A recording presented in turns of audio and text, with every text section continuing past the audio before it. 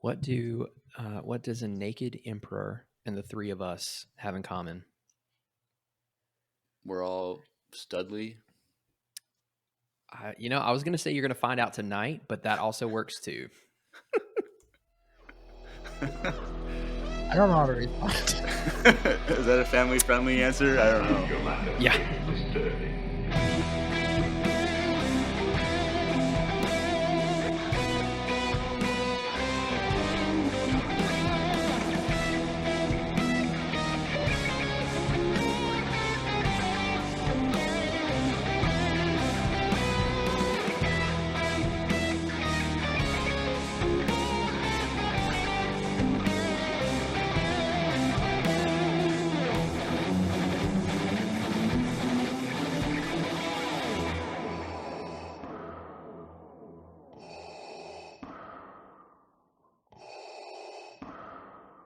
Hey everyone, welcome back to another EU-tastic episode of Empire Radio. I'm Jeremiah.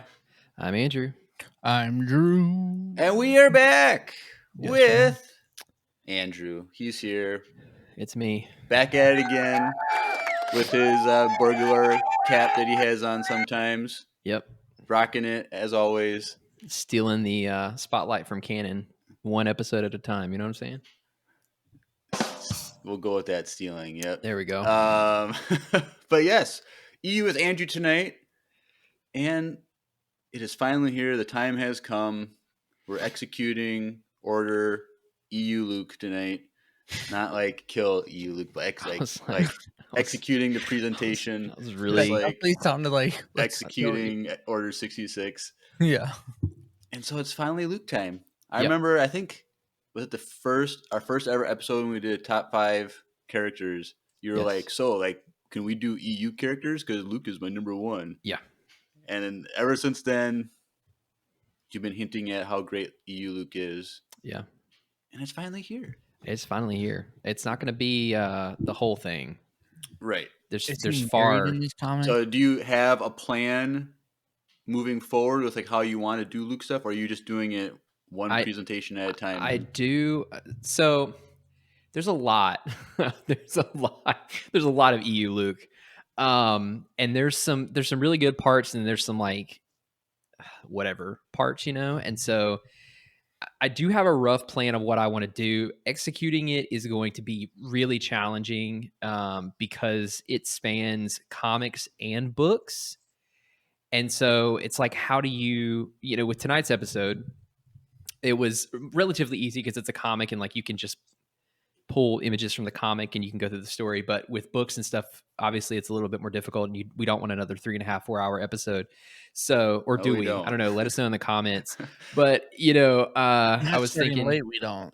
Yeah. So I was just thinking about how I've been trying to think about how to do it, and it'll happen. But this is, interestingly enough, and I'll go over this in a second, this is kind of the next thing that happens after the Thrawn trilogy. And I was going to ask like what the how are you going to do chronologically or yeah. It'll be chronologically because he gets more powerful as he continues. But and it's funny because I chose to do this and didn't realize it was going to be like a Luke feature, right? Because it's a cool story. I actually have, I forgot to get it out, but I have one of the. So I'll get into this later, but one of the 6 issues, I have a physical copy, and it's like old and battered up. And I had personally been curious about this story for a while, and I was like, I'm just going to do this story because like I know part of the story, but I haven't like actually read it from start to finish yet. And then it just so happens when I was researching this episode, come to find out it is the next thing that happens right after the Thrawn trilogy, which we've already covered. So it works out. It works out because it's a cool Luke story, but it is also the next thing chronologically. I don't know what's going to happen when I get to the Young Jedi Academy stories, which is like the Yuzan Vong and stuff, because it's a set, y'all. It's a set of like 20 something books.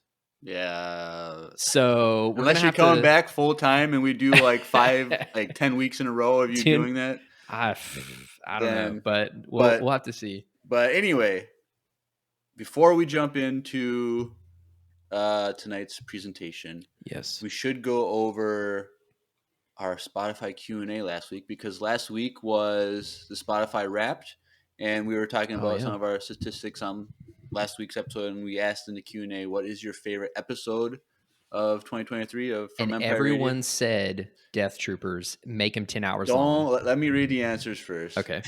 Labat23 says, hands down, the Thrawn book review y'all did before the Ahsoka show started. It got me super hyped for Ahsoka, and Jeremiah's theory on how the Thrawn books will play into the Mandoverse was perfect. Awesome. Oh, wow. Addie says, not sure, maybe Bad Batch episode 5 breakdown when I roasted y'all after episode 4. Dang. Wow. Yep. And for as many Q&As as we've done, this is the first time we've gotten a comment from Lucy, I believe. Oh, really? So she commented, I don't think that's true. What's up, Lucy? Either hot takes, top 5 misunderstood things, the 4-hour Death Trooper episode. Yes, Lucy. Yes. Or the Empire Con Ask Us Anything. What a great year for Empire Radio. And R Green 571 says, Dream Team Face-Offs. Thank you guys for making my suggestion into an episode. Aww. So, and then we have one person who gave their answer via voicemail, which we'll have at the end. And so that Hot Takes episode was a good one. It was. And it wasn't just because I was on it. It was because Drew I wasn't on it. Right. No. It was because it was just a really, like, I think it was a fun concept and a fun discussion. Everything was just fun. And I was able to like have extra time to like edit it, so I could put like headers on everything. Yeah.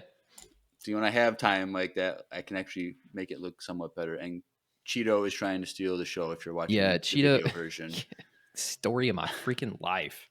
Jeez. Anyways. Yes, thank you guys for your answers. Yeah.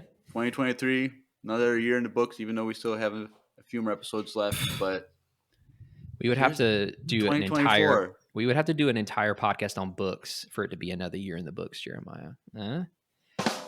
Hey, thank you.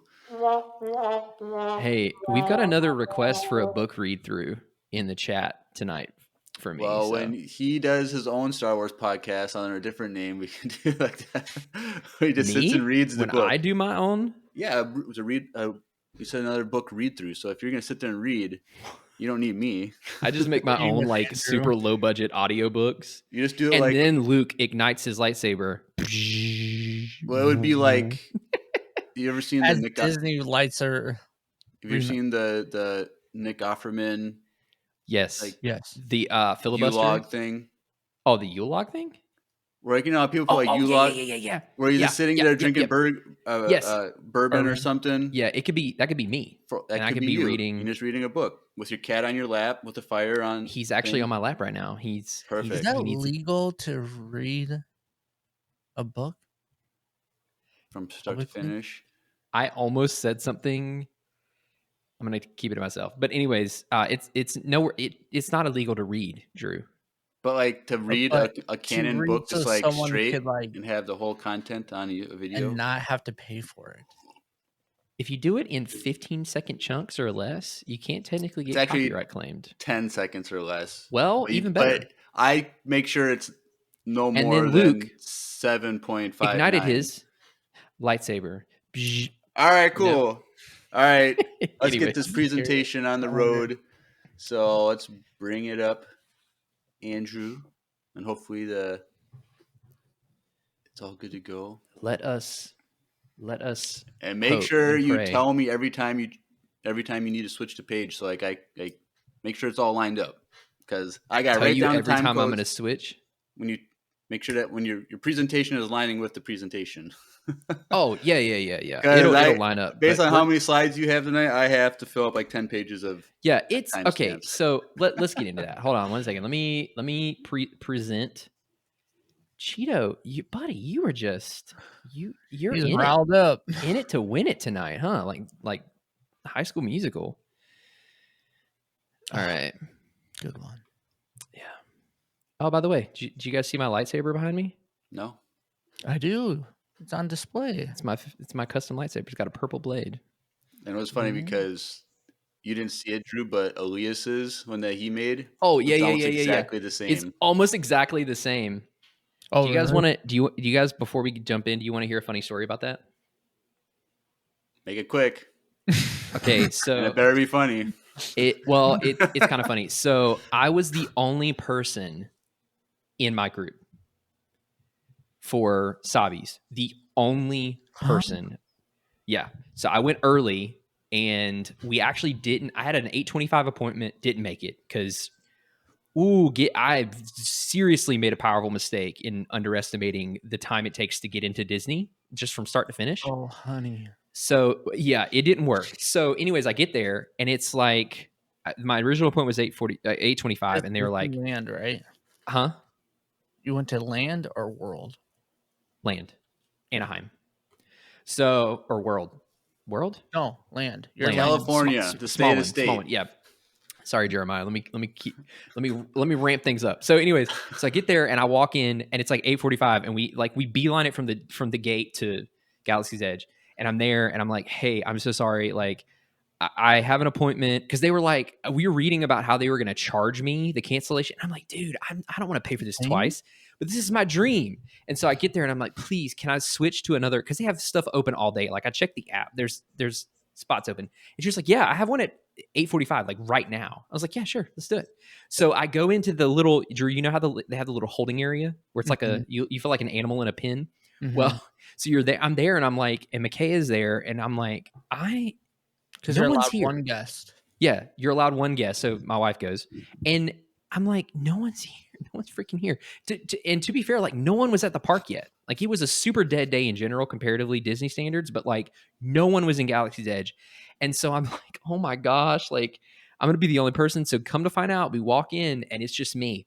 So then to make matters more interesting, the person leading it, I guess, was training that day because Oh, it was them, the two helpers, and then like 8 other people around the room. It was like more people than they would normally have for this thing, Oh, weird. and they were like observing in costume. So it's That's kind of really awkward. cool. It's cool, but it's also really awkward because I'm like they're watching like it's very intimate, but it's also very awkward because it's just me and him, and he stood in front of me the whole time. There was a lot of eye contact, and I was like trying He to was, smile and stuff. he was on a But job interview, essentially. but yeah, so it was really awkward because they normally have like a group of like 15 or 20 people. Mhm. And so they have to do it to the track, like the music and the light track, right? So there's a lot Well, more delayed feels. yeah, because I was going fast because I knew what I wanted. I knew the crystal. He was like, he went through the whole crystal thing and it was cool. And then they brought it out. I was like, purple. And he was like, oh, you know exactly what you want, huh? And like chuckled. And I was like, yeah. And so we ended up going way faster. And he ended up letting us leave towards the door, but the music, like the cue hadn't finished yet. Mm. And then that was the moment when I knew that he was training because he had this look of like he had just failed the entire galaxy on his face. And like even at one point like put his hands over his face. I felt so bad for him and everyone was clapping for him and I was like, dude, this was awesome. Like you did not ruin this. Like this was still awesome. Like I had a fun time. It was super cool. You told him But I that? was just like I didn't get a chance to. Oh, And so that I like my heart broke because I was like, it became clear in that moment. you got fired. Like, no, but it was just like he's clearly like test running Yeah. this thing. Like, I don't think he got fired, but I was just like, at the end of this was really awesome. And I don't know if you're listening, person who ran Savi's that day, I'm sure you remember it. If you're listening, you were awesome. Did And you I wear hope your that you Empire still Radio have a shirt? job. Huh? Did you rep Empire Radio while you were there? No.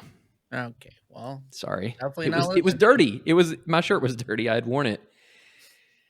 Oh, sorry. Am I not allowed to wear my shirt for dirty at Galaxy's Edge. anyways? But so yeah, and then we were there late into the night and almost until it closed. I got to walk around with it lit up. It was pretty fun. Nice. cool. All right. So yeah. All right, Dark Empire.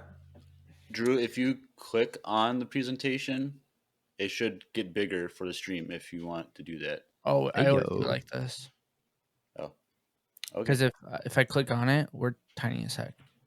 All right. So just for the two of you, Drew and Jeremiah, please let me know if anybody has any questions in the comments, as I cannot see them. I can see y'all, but I cannot see chat tonight. So, all right. So Dark Empire. Now, like I said, I have I have a comic, and I don't remember how I got it.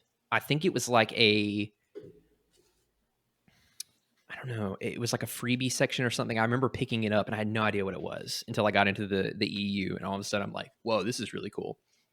So Dark Empire is a comic series, and we're going to get into more details later. But for those of you who have always wanted to know about the time where Luke falls to the dark side and then comes back, this is what we're covering tonight. All right, Ooh, okay. it's And going to you be a lot said of fun. This is after the Thrawn trilogy. Let me So, let me get to it. Okay, all right. So let me switch slides here, Jeremiah.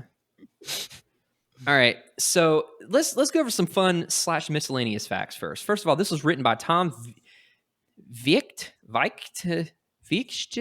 Anyways, he's done tons of Star Wars comics, specifically for Dark Horse. He has a lot of Star Wars comics underneath his belt writing. It was illustrated by Cam Kennedy, who is a longtime Dark Horse comic writer, illustrator. Fantastic art style. You're going to see a lot of that in this presentation. It was published by Dark Horse bi-monthly from December 1991 to October of 92. I wasn't even alive. So everyone, there's this big debate. Does bi-monthly mean twice a month or every other month? Every other month, because there are Okay. only 6 issues. Okay. And there's no way. Yeah, so this was only 6 issues.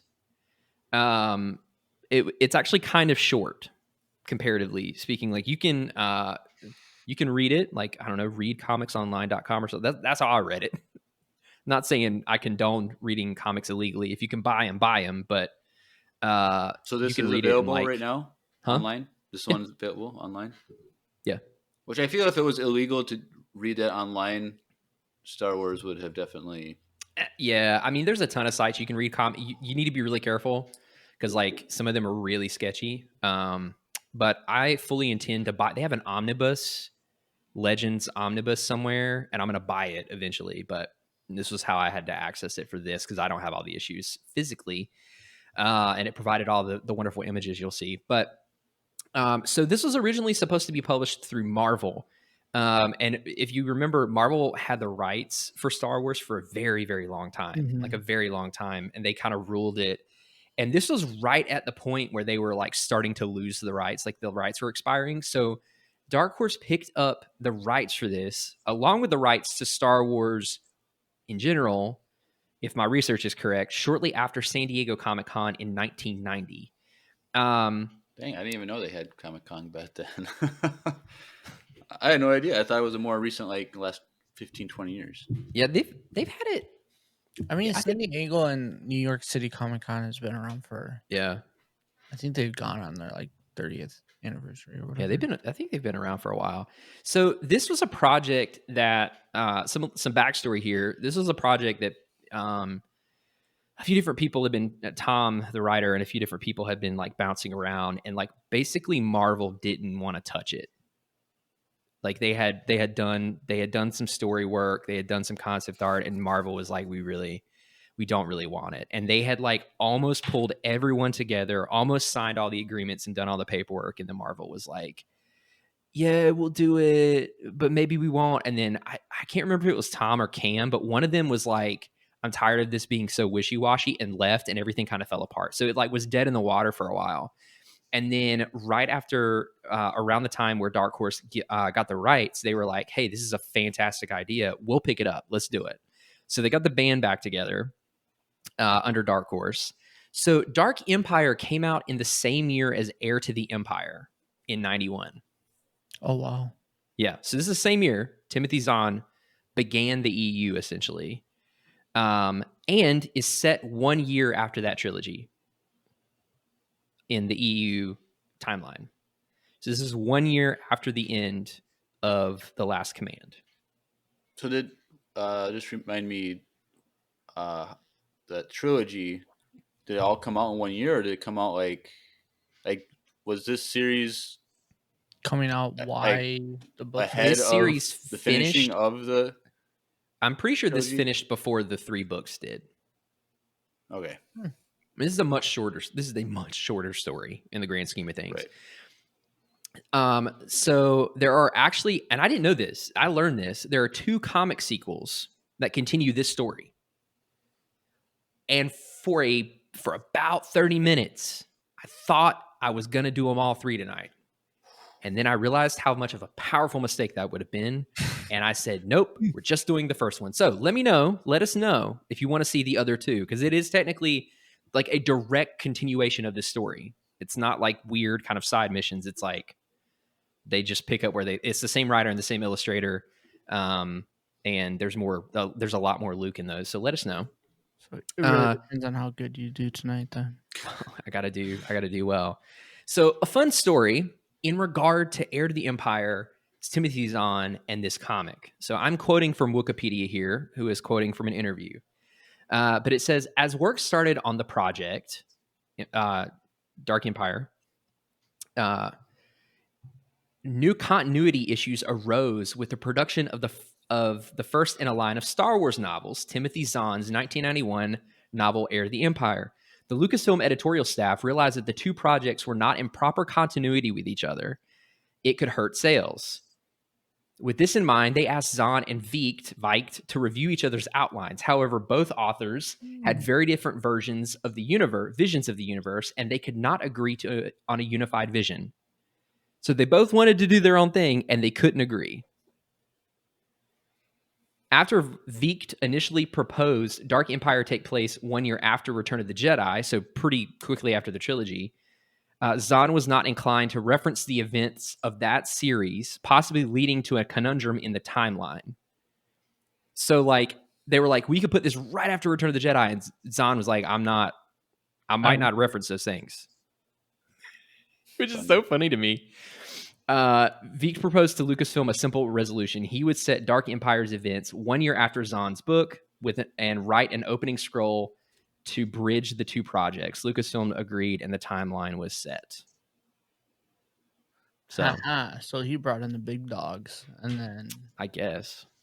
Fun. Yeah, he had no say. Speaking of the big dogs, all of you listening online can't see this, but Cheeto. Yeah, and so if you are listening online, it's going to be better to watch the presentation on YouTube. So Make sure you give it a thumbs up and subscribe. Thumbs up, subscribe, hit that bell notification, and all that jazz. The bell notification, says Grandpa Jeremiah. Is that not a thing anymore? No, it is. I've never heard it called Ring the that bell bell. notification. Ring that bell, bud. It's Ring that bell. interchangeable here all the time. All right. So yeah, there's a funny story. When I read that, I was like, huh, this is worth putting in there. All right, so let's just dive in. So we're gonna start with part 1 of part 6. Pretty cool, huh? Not gonna start with part 2. We're gonna go in chronological order. Unique choice of direction. Yes. Yep. And my cat is. He's all riled up tonight. Just yell for Micaiah to take your cat. He wants attention because, like, I'm holding him right now. I'm rubbing his belly. I'm gonna describe it for all of you audio listeners. He's an orange fluffy cat. If you haven't seen him before, Grand Admiral Cheeto. He's purring. You going to sleep? He's purring, but you can't be on my desk right now, buddy. Anyways, all right, let's start with part 1, The Destiny of a Jedi. All right, so in typical Star Wars fashion, we have an opening crawl. It's actually kind of cool. There's one of these at the beginning of all of the issues, and they recap the issue before it. There's also, and I didn't have time to put these in, but there are also these really interesting sections at the end of each of these parts that expound on the things that happen. There's a ton of lore in there. There's a ton of lore. Like, enough lore that I could probably do an episode on just those parts. It's fascinating. Before we begin, it's worth noting, and please keep this in mind as we go through this story. You are going to see a lot, and I mean a lot, of similarities between this story and what we have in canon at various points. Interestingly enough, it's almost like this inspired a lot of what ended up being canon, especially in the sequels. We'll get to that as we go. So the sequels aren't that bad then, huh? I know they're a poor execution of this, but that's not what we're here to talk about. It's also worth noting and very much worth keeping in mind as we go through this, that this is 1991, all right? You can't look at this through the lens of the current continuity, the current Star Wars universe that we have. No Clone Wars animated show, no Rebels. No. There's actually a reference to the Clone Wars, and it's very weird. It's very different from what we have. So keep in mind that the only source material that they had to go on was the original trilogy, and like maybe some side story stuff. There wasn't an established universe at this point, really. And so things are different. Things are going to look different. They're going to probably feel a little different. That's okay. Just take it at face value. All right. So following the deaths of Darth Vader and the Emperor and the destruction of the second Death Star, which is a terrible idea, by the way, the Rebel Alliance proclaimed a new republic over 3/4 of the galaxy. But without the knights, the thousands of Jedi Knights who formed the backbone of the old republic, the new confederation was a precarious one. Long years of struggle ensued, during which the Imperials regained strength, pushing back the Alliance until the majority of worlds, including the vital Imperial system, fell once again under Imperial control. Then, without warning, civil war erupted as factions within the Imperial Navy battled the former Emperor's ruling circle for control of the Empire, so infighting started. The rebels seized the opportunity to sow confusion among the feuding Imperials, using captured Star Destroyers to conduct hit-and-run sorties. That is a dated term. Sorties. I don't even know that word. Into war zones. One such raid over the raging Imperial City battleground ended in disaster. The Alliance Star Destroyer Liberator, commanded by Luke Skywalker and Lando Calrissian, crashed on the planet's surface. Only Luke's skillful use of the ship's deflector shields and anti-grav braking system prevented all aboard from being killed. As our story opens, Princess Leia Organa and her husband Han Solo, together with the Wookiee Chewbacca and the protocol droid C-3PO, on a daring mission to rescue their fallen comrades. The way that they talk about stuff in this is so precious sometimes. And I'm going to hopefully highlight some of these things. I've got notes. We got notes. We've got a lot of comic bits. So again, if you are not watching this on YouTube and you really want to get the full experience, I would consider pausing this and going on YouTube and watching this. All right. Subscribe and like the video. And... Samurai, slice that like button. Oh. Anyways. All right. So the Falcon comes. The light button. What? Vader choked the light button. Okay. Lightsaber / the like button. Okay, go. I was waiting for Jeremiah to say, well, anyways. So Han, Leia, Chewie, the Falcon, as they said, they're in hyperspace. And they come out of hyperspace and straight into a debris field.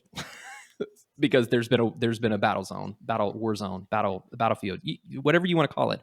It's there. So they come out and they're like literally in the middle of a battle, or the aftermath of the battle. There are 2 rebel frigates trailing them after them in hyperspace.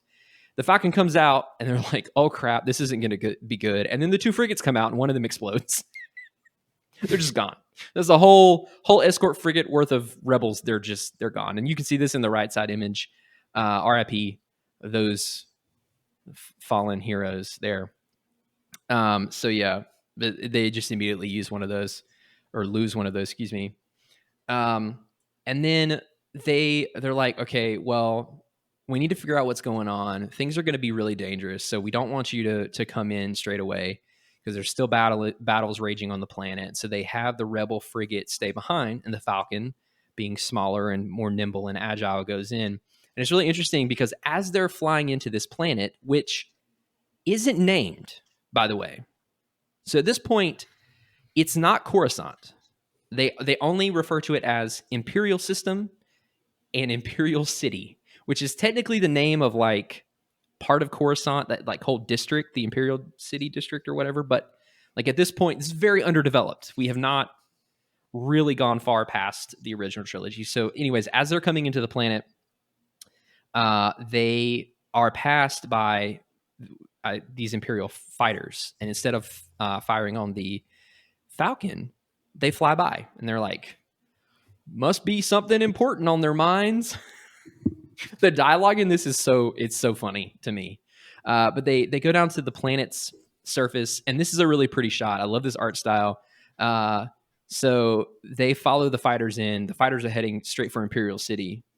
And I love that it says, where the Emperor himself used to hang his hat when he was alive. Gosh. That's literally a part of the comic. They're heading straight for the Imperial City, where the Emperor used to hang his hat when he was alive. And then Chewie goes, so anyways, So when the Falcon gets closer to the Imperial City, they are met with this crazy scene of civil war, right? Also, I didn't know they had tanks like this in Star Wars, but again, remember, this is 1991, okay? This is not... It's not That's canon. definitely a 90s tank. Yeah. Yeah, There's like well, look at do the you see the... tread too. Do you see... I was going to say, do you see the TIE fighter on the treads right there? Yeah. Yeah. You've got the TIE fighter there. You've got the stormtroopers there. On the right side, it looks like a fallen AT-AT. I don't know. But it says, the ravages of civil war. Mutinous Imperials are deadlocked with forces loyal to the Emperor's inner circle for possession of a world that once ruled an empire. And they're literally fighting one another in the middle of this Imperial city. So the Falcon flies in, and they find the wreckage of this Star Destroyer, the Liberator, and the rebels are pinned down. Classic, right? Classic Star Wars. They're pinned down, and the AT-AT is what is pinning them down. So Han and Leia decide that they're going to do something about this. And I quote, Han says, "Good thing we're the greatest husband and wife gunner team in the galaxy."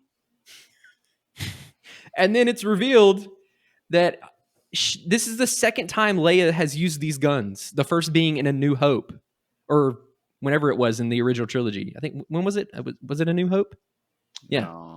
No. She was Yeah, too it was. busy being Because Han was flying, wasn't? Or was it? Was that she got Han? rescued and they just left. Then they That was That's Empire. That was in I Empire don't know. Strikes Back.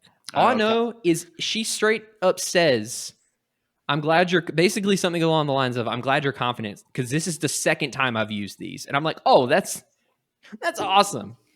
So then there's this moment. It says, as Leia grips the controls of the blaster cannon, she remembers the words of her teacher, letting her mind merge with the living energy field that binds the galaxy together. Luke is right. I can feel the Force moving through me, guiding my hands in the terrible tasks of war. Who talks like this? So anyways, they blow up the AT-AT because it says Leia Organa, wife of Han Solo, already mother of two, is above all things a Jedi warrior. You know what I'm saying? So You have a question, Jeremiah? mother of two. Yes. Remember, in the Thrawn trilogy, She had twins. she has twins. Twins. But how long after the episode 6 was the Thrawn trilogy? 5 years? Oh, okay. It's like 5 years, and then this is like 6 years. Okay. So yeah, they destroy the ATST or AT-AT, excuse me, and then they land, huh? There's Ewoks. Dude, heck yeah, there's Ewoks. It's the rebellion, and they're happy. Look at how happy they are. Lando's raising his gun in celebration. They're like, heck yeah. They cheer at the welcome sight of the Millennium Falcon. Look at that Ewok. He has had enough. Let me tell you, he is done with this. Hey, honestly, those Ewoks look kind of cool, though, if you ask me. Yeah, there's a lot of moments in this where the art is just it's fantastic. I like the style. It reminds me of like, what's his name style? Like it's like, yeah, what's his name? He's a good artist. Mm-hmm. Monet? No. Beethoven? No. Beethoven. That's Beethoven's music. No, the dog. Okay, I'm not. Anyway. So anyways, so the celebration is short-lived because this is Star Wars. You can't have a moment of celebration that's too long because all of a sudden, not only are the Imperials there, but scavengers are there, y'all. So scavengers are there because they're opportunists and they're ready to take the spoils of war. And should have been Jawas. They're basically human Jawas, yeah. So they should have been Jawas, though. That would have been funny. Yeah. So they show up, and Han's like, "Get away from my ship, scum!" And they started blasting. That's be Han right there on the left. No, that is, I think it's Wedge. I don't know. Anyways, kind of looks like Wolverine a little bit. Yeah, it can be Wolverine if you want it to be. I looked down at Cheeto's just waiting to jump on my desk for like the 12th time. Sorry, I had to yell to my wife to see if she would call the cat to pull him away. Anyways, so just when things get, you can't, let me restart that sentence. Just when you think things can't get worse, they release Nex. That's right, Nex. Cyborian battle dogs. This is 1991 Star Wars, y'all. You can't make this stuff up, okay? Cyborian battle dogs. And 32 years ago. Huh? 32 years ago. Yeah. So the Nex are coming. That's a really fun. I never thought I'd say that in a sentence. The Nex are coming. That's a weird. I wonder what's next. Huh? You see Tanner's comment? Ewoks plus war crimes equals Purple Heart. Yeah. Oh, is Tanner here? Yeah, he's been here for a while. Oh, what's up, Tanner? How's it going, my guy? He went from being like orange to purple in the comments. Oh, it's like the color of my lightsaber. Anyways, so here the Nex are coming. The Nex are coming, and all of a sudden they're like, "Well, we don't want to deal with the Nex." They're already dealing with droids. By the way, these scavengers have battle droids, war droids. They're called. They're not like B1 battle droids, but they're war droids. And so the next, it's just the next level. You know what I'm saying? Mm-hmm. Of danger, the next level. And so I see what you did there. Yeah. And so then Leia's like, "I got this. I got it. I can do a few things with the Force. I got this." She and I quote, Cheeto has just laid down on half on my laptop keyboard. So if the presentation changes against my will, just pay no attention to that. It's so complicated for me to get timestamps. But anyways, so Leia does a thing, and it says, as Han's charge is halted by the vicious Nex, Leia holsters her weapon and uses the Force to sow confusion into the mind of the primitive creatures. "Luke taught me this, faster than a blaster and a lot less messy." And then Han's like, "I don't know, dear. I think I prefer a blaster. That way I know they're not going to gnaw off my leg when my back is turned." Input sitcom laughter there. So then, out of nowhere, the Nex are blasted back. I didn't realize how fun this was going to be to say out loud when I was writing this. But anyways, so the Nex are blasted back, and they're like, "Whoa, what is going on?" So then they see the shadow, right? First, it looks like Darth Vader. You're like, "Oh no, that's the silhouette of Darth Vader. That's not good." Right? It's okay. Hold your necks back. You're good. A shadowy figure, menacingly familiar, emerges from the ruins of the Imperial Palace. The figure gestures the simple gesture of a Jedi, a gesture that moves ever so slightly the internal mechanisms of the weapons droids, blows them up. Luke. It's Luke. Surprise. And then all of a sudden, the AT-AT comes around the corner. And he's like, "Luke, behind you." So this is interesting. This shot to me and a lot of other people seems to be what inspired the one in The Last Jedi. Oh. Interesting. Yes. Luke Skywalker, Jedi Master, a powerful and skillful user of the Force, more skilled than ever in the ways of the Jedi lightsaber, which is funny because he's not even using it here. But he uses the AT-AT fires on him, and he has like a Force field. Shield. The force field. You know what I'm saying? It blocks all the blasters. He doesn't even have to move. You see that that powerful sound effect that they wrote in there? Yeah. That's what power sounds like, boys. Okay? So then all of a sudden, he ignites his lightsaber. He deflects the bolts back at the AT-AT, right? AT-AT never stood a chance. Gashed by its own fire, the huge war machine looms over its human opponent, as if waiting for Luke's next move. Remembering the words of his master, Luke presses the Force against the crippled walker. Size matters not. The only difference is in your mind. Hey, you learned Pop quiz. Who said that, Drew? Yoda. Cad Bane. Oh. What? I haven't seen that episode of Star Wars. This next slide is beautiful. I wish that I could have a print of this slide to put up in this room. The Walker Falls. That's the only text. How BA is this? So Luke has force. He literally shrugs off blaster bolts with a force field. Okay, they hit him in the shoulder. He just shrugs them off. He deflects more blaster bolts back at the AT-AT. He brings it down with the Force single-handedly, and then you get this shot: the Walker Falls. So very clearly, he's a lot more powerful in this than he was They in could have Return of done the this. Jedi. They could have done this in The Last Jedi, where he destroyed all those giant. That's what they freaking should have done. Welcome to my world. And they Welcome still to could my have world. had. They still could have had the Kylo Ren face off because Kylo Ren would just walked out of the smoke and fire and wreckage. Yeah, it would have been way better instead of But instead Mar! he did this on his shoulder. He just wiped off his shoulder. Look, I'm not saying they made a lot of good decisions. His projection shoulder, which is that there's nothing on there. So, anyways, the Walker Falls. That's such a freaking cool. Oh, so I want to get that tattooed on my back. But I don't have the money, nor the patience, nor the pain tolerance for that. So I would support that. Moving on. So then he reunites with his family. Well, his sister. The rest of his family's dead, but it's okay. He reunites with his sister. I'm trying to make sure I don't have anything in my notes here that I need to point out. But basically, Luke says, "Yo, I found some clues here, and I need to stay here. You can all leave to take all the rebels. You can leave." It's worth noting. I forgot to mention this. Lando tells Han earlier when they were hooping and hollering, they've been holed up for days fighting these people.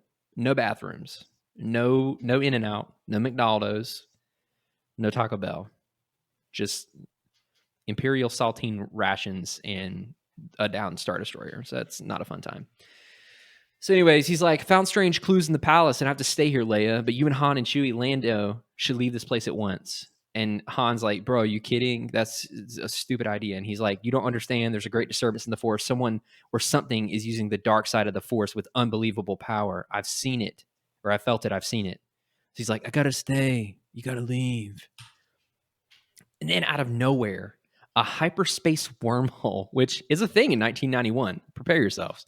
A hyperspace wormhole has opened in the night and a mighty energy storm emerges. Fun. Yeah. So there's a lot of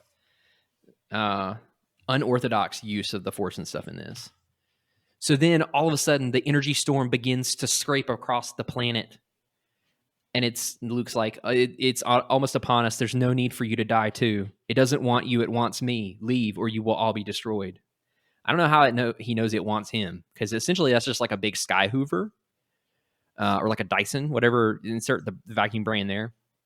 But it says Luke alone knows the level of power and knowledge he has achieved in the years since Obi-Wan Kenobi, Master Yoda, and his father, Anakin Skywalker, passed on. Knowledge that has given fresh meaning to the words of the great Jedi Knights who went before. Do not underestimate the power of the dark side. So then he's just like, he's standing there. So my question for the two of you at this point. So let's just hypothetical situation here. You're on Imperial planet. You're in Imperial City, right? The thing comes out of the sky. It's a big sky vacuum. And you know it's here for you. How do you choose to interact with this thing? You have a few choices. What would be your preference? I would get on the Falcon and leave. Valid. But you have to stay there. The fate of the galaxy is at hand. Well, I feel like you can't just outrun it, so just let it suck you up. Can't go through it. Can't go around it. You remember that story? Anyways. Vaguely, I don't remember the whole story, but yeah. But I would probably just realize, well, it's going to keep chasing me, so I might as well just let it suck me in and see where it takes me. Sweet. Well, or it kind of reminds me of the finale of Loki season 1 with that giant purple monster. So I would just see if I can use the Force to enchant it, and then it would bring me to He Who Remains at the end of the timeline. But that's a very there's a lot going on in that one, but yeah, that's also a good idea. Well, Luke decides to stare at it, and I put this in here because he looks strange. He looks very strange in this shot. I don't know. I kind of like it. Oh, you're digging this one, huh? You're digging emo Luke? A little bit. He's got yellow eyes. Yeah. The eyes of a snake. I hope he looks like he has eyeliner on too, so he's very emo in this. There's a lot of emo Luke in this. So it says Luke alone knows that his very presence on this world has triggered a response of such hatred that it rends the fabric of space itself. That's a very abstract concept, but apparently him being on the planet has caused all this. So, up he goes. He's What? just him and R2. And R2 stays, by the way. R2 purposely stays with Luke because he's loyal. And they just get sucked up into the sky. The perspective is not well done, so the AT-AT looks like it's the same size as Luke. It's a lot farther away. But yeah, there you go. They just get sucked up into the sky. Just There's a Right body in there. there too, so yeah. You got to be careful what you vacuum up with your space vacuum. You only want to get certain things, but you're getting a lot more than you bargained for in this case. And that's the end of part 1. Fun. So it ends with Luke him and R2 getting sucked up into the space vacuum. Nice. Any questions? No. No. No. Are we enjoying it? How's the chat doing? There's a lot of Tanner. He's making up for not being on for the past forever. Good to see you, Tanner. What was that? Was that just a single? Yep. Mhm. His soundboard was a little. The irony of that one being sad. Yeah. You should do a womp womp womp for that. There you go. But part 2. Yep. So part 2, the Devastator of Worlds. Oh, look at that. Is That was better than expertly the story? timed. That very, very good, sir. Very good, sir. Okay. All right. So the story picks up. Are we ready to continue? Of course. Are you hyped? Mhm. Yep. I Okay. want to know what this portal is. Well, you're not going to get to find out right away. That's not how the story works. So sorry about that. Okay. This is So- the last thing we'll find out. Yeah. So we pick up the story, and they're back at the base. Now, this base is called Pinnacle Base. Jeremiah's face is saying a lot right now. What is that thing in the? Yeah. Well, Leading the wouldn't you way. like to know?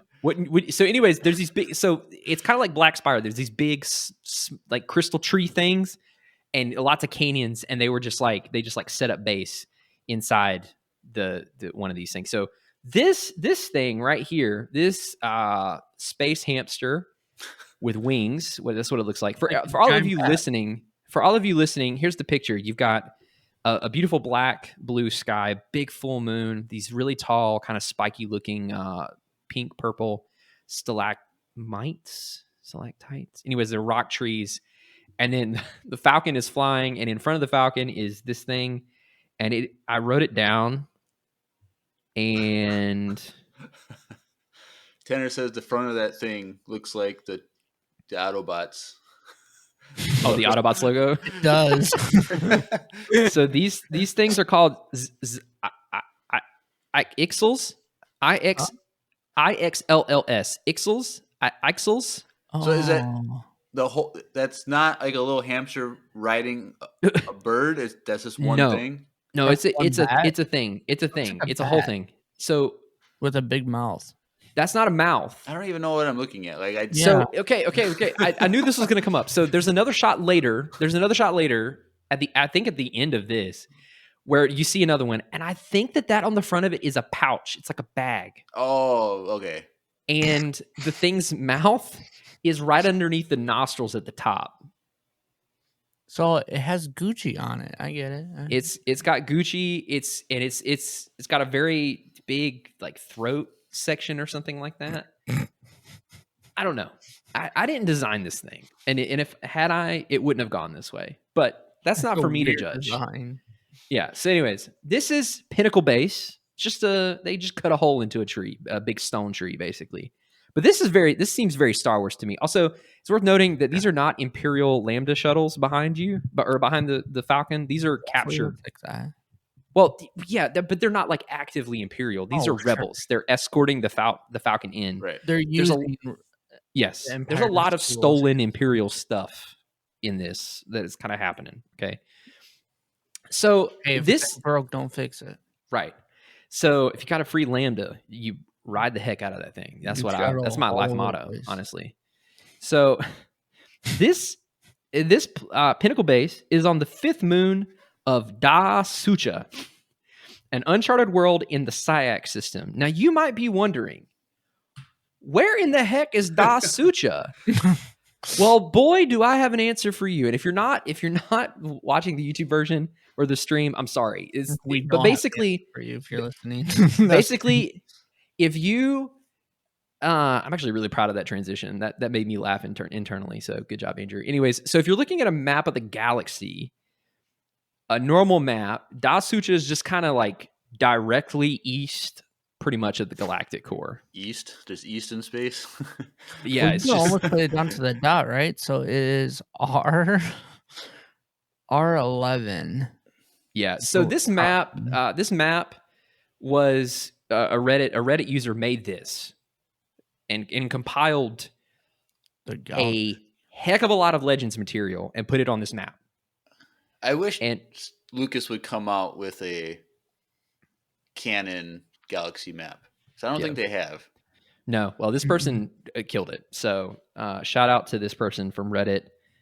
I'm not gonna put their Reddit name in here because it's not Family friendly. not entirely. Yeah. But anyways, so there's a Reddit user out there. If you know who you are, great job. This is fantastic.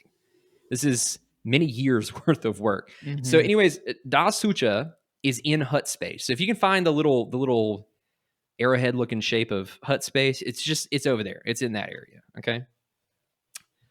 Because I was wondering that. They were like, Da Sucha. And I was like, there's no way that's a real place. Well, come to find out, it is. It's in hut space way over there. So for those of you who are watching along, it's that little purple circle, if you couldn't tell, on the map. So yeah, anyways, so they go into the conference room with the big holo screen, right? Come to find out, they have caught wind of a great war fleet emerging from the very core of the galaxy. Someone or something has been biding its time while the feuding Imperial factions distracted our attention. This is funny. We have reason to believe, this is Dodana, by the way, we have reason to believe that a dark side genius is at work creating new technologies that go beyond all previous conception. Oh, gosh. And then Mon Mothma goes, our scout droids report the appearance of diabolical machines. World Devastators. That's what they're called. World Devastators. Did you just... It's not a joke. Look, they didn't have a ton of... This is very on brand for like the late 90s. Say it again. World Devastators. Better. There you go. All right. Even as we speak, these engines of destruction are marshaling all over the world, sympathetic to the rebellion. So you're probably like, okay, this is a really cool photo. This is a really cool art piece. It's beautiful. It's absolutely beautiful. But what is it? What is this? Yeah, in I a have no shot? idea what I'm Giant. looking at. Yeah. So it's okay. You'll get to see it in this next slide, if that helps. So basically, it's easier. It's much easier to see what they look like in the next one. This doesn't really help the cause, but it says this is really funny. This is a slide in the comic that it's very clearly they needed to they needed to do some exposition for people who didn't understand what was going on. And so this is Admiral Akbar speaking. So you'll be able to figure it out pretty quickly that he's like trying to explain something to the reader. The images you were seeing, Do his voice. I'm not doing the whole thing. The images you are seeing are being transmitted for this very moment from Calamari, Admiral Akbar's home planet. The Mon Calamari have been a proud part of the Alliance since the beginning. It's no wonder that the enemy has chosen to turn on them with these planet smashers. They use so many different words for these, but they're called world destroyers. Isn't that true, Admiral Akbar? Nice handoff there. Admiral Akbar says, very true. Many years ago, the Mon Calamari were conscripted as slave laborers by the Emperor. When we resisted, our cities were attacked to set an example for the rest of the galaxy. But this experience only hardened my people's will to resist and transformed them into formidable fighters for the Alliance. Everyone in the room knows this. It's just very clear. It's like, I'm saying this for the people reading this later on. You know what I'm saying? So anyways, this is a better shot of what these things look like. So basically, if you take 2 Gonk droids Gonk for the win. and put like a pole in between them, so not like TIE Fighter style, like Bespin Cloud Car style. I'm talking you put them like you're going to the library in elementary school, single file, and you put a pole in between them. It's kind of what these look like. And Or so a here, skyway. Just looks like a skyway. yeah, that's very Minnesotan of you, but yeah, that's essentially what that's what it is. They don't have skyways in other states? No, it's just Not really. Minneapolis where it's called. Really? Yeah. No, I mean they do, but it's very uncommon most places. Oh. Like there's not a ton of skyways in LA. Like you have to go down to the first floor of the building and physically walk. Oh. It's a hard life out here. You got to do a lot of extra walking. That's why people are more fit. There's no skyways. And the weather is so horrible. And It's terrible. It's been absolutely terrible lately. Well, you get like 3 days of rain in a row and the world's over. Yeah, basically. Hey, it's going to be 50 tomorrow and Thursday here in Minnesota. Well, I will say that the Santa Ana winds blew my shot at seeing the fireworks at Disney that night. So Darn. I was mad about that. I was going to put up my lightsaber and swing it around, but I didn't get a chance to do that. I did get to see Anna and Elsa in the parade, a waste of my time, but I'm sure a lot of people liked it. Anyways, they had a lot of trouble with rides breaking that day too. But anyways, so yeah, the way these things work is they suck up stuff. There's a big vacuum theme. Oh, they're in just this. vacuums. Yeah, it's basically a vacuum. It's a Roomba, and it sucks stuff up. And inside there are factories, and they take those materials and they turn them into weapons. So it's kind of like the Star Forge a little bit from Knights of the Old Republic, but just like the Gonk version, and it's not as powerful. Okay. Pretty cool stuff. Anyways, so you can see there's a very very worried looking Admiral Akbar here, and he says this is the greatest skirt. In the eye too. Huh? Looks like he got punched in the eye. No, it's cinematic lighting, Jeremiah. Come on. Okay. So, anyways, this is funny. He says this is the greatest scourge the galaxy has ever seen. Far more lethal than the Death Star. Far more lethal. And he says, unless we act immediately, the Calamari world and all other worlds sympathetic to the rebellion are doomed. So, in the picture on the left, the bigger one, there's 2 of these, right? But are there like... Yeah. There's like a few of them. Hundreds of them or like dozens of them? I don't know if there are hundreds. They don't really tell you. This is a simple story, okay? There's just a lot. It's Who's implied the bad that guys there's... right now? Huh? Who are the bad guys? The Empire. The remnants. Well, I guess you or don't whoever technically know these that. Yeah, you didn't, guys are. Vacuum janitors are they're the evil janitors. Yeah. So basically, Admiral Akbar is like, "Yo, this is more evil. This is worse than the Death Star," which is like, it's a slow kill. Death Star just blew it up. There's no. And these are easier to destroy. Like if you were to go in with like a how's fleet, that? like it's also. I'm vacuum. tired of the Empire making really stupid decisions. R.I.P. the Defender program. But anyways, so they're like, okay, let's send a squadron. Green and blue. What is it? Green and blue squadrons. We're just going to send people. We're going to send people to help out the relief efforts. Okay. They're like, unplug the vacuums. Yeah. So Lando and Wedge go to lead. They're like, we'll do it. That's how Wedge sounds. We'll do it, Bo. And then they do that. Well, Leia's not happy. She's not. There's a lot of emotion in Leia in this too. She's really emo about Luke. She's like, he's still alive. I can feel it, but he's getting farther and farther away. He's in the vacuum. And then Han, who, unlike in the movies, is like, yo, we really need some time to ourselves. We've barely had any time together since we've been married. And he straight up takes an assignment.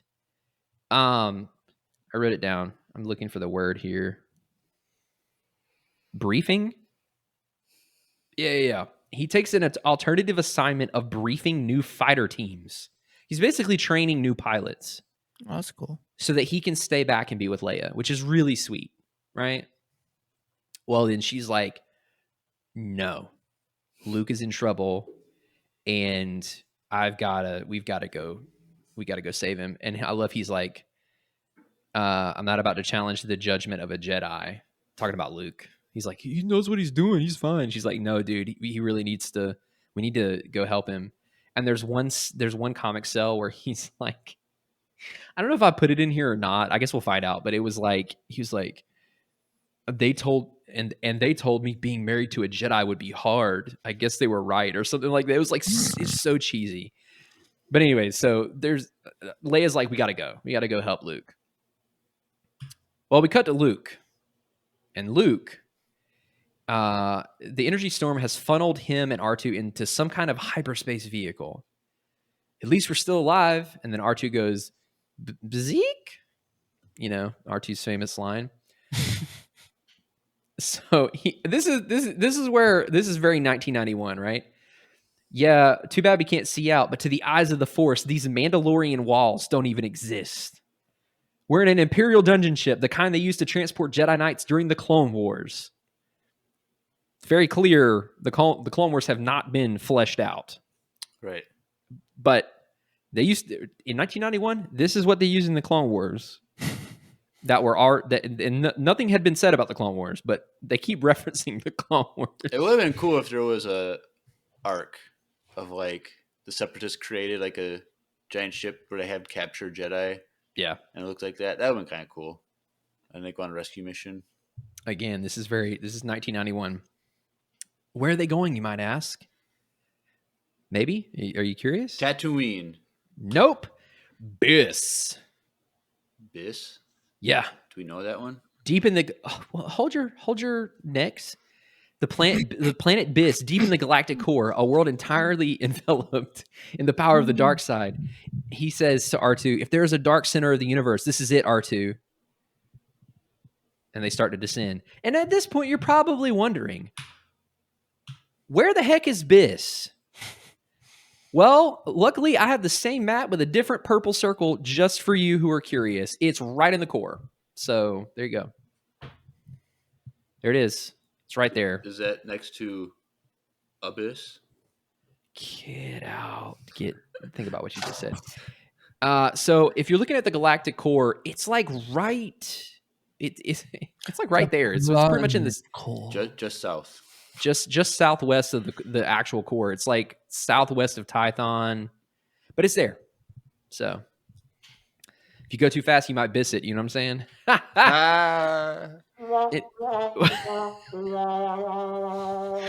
Anyways, so they're at Biss, and they arrive, and all of a sudden, Luke's sucked into a cage. Yeah, this is very 1991. So it's not just any cage. It's not just any cage. This is an energized cage, a trap to hold a Jedi. This is a Jedi cage. The people around them kind of looks like witches from Dathomir. Yeah, they're Imperial Sentinels. They actually have swords and like axes and stuff. They're actually, I'm not gonna lie, it's kind of a cool design. Yeah, I kind of dig it. You can see on the right side here, there's one of them standing up there really tall, and they have these big robes. I'm trying to explain things for the listeners. They have these big robes, kind of Tusken Raider ish. Yeah, kind of. Yeah, also witchy. Yeah. But then the helmets are really cool because you can't see their eyes, and all you see is these two red pupils, and they have Jawas. Yeah, these are the Jawas. Y'all are killing it. Yeah. They're giant Jawas. That's why. You know what it kind of reminds me of though. It kind of reminds me of the old Transformers comics with the spike. I mean, the helmet looks very robotic to me. Yeah. But yeah, so the ship lands, and Luke is literally sucked out by a cage into this cage, and then he's paraded through the city. It's not like an active, like, hey, look at this loser, but so they land on the outskirts of the city, and then they have to take him to the center of the city. I don't know why the two places weren't in the same spot, but they had to walk with him in this hovering energy cage through the city. And he senses this the dark side of the Force growing in intensity as the farther and farther he gets. It says Luke's journey ends before the doors of a great citadel. Suddenly he senses a mind reaching out to him, a mind full of mocking laughter. Who do we think it is? Jar Jar. You are correct. All right, so moving forward, he gets out of the cage. They open the cage, and this is when Luke gets very moody. Okay, he gets very moody. And they're like Spider-Man 3 movie, moody.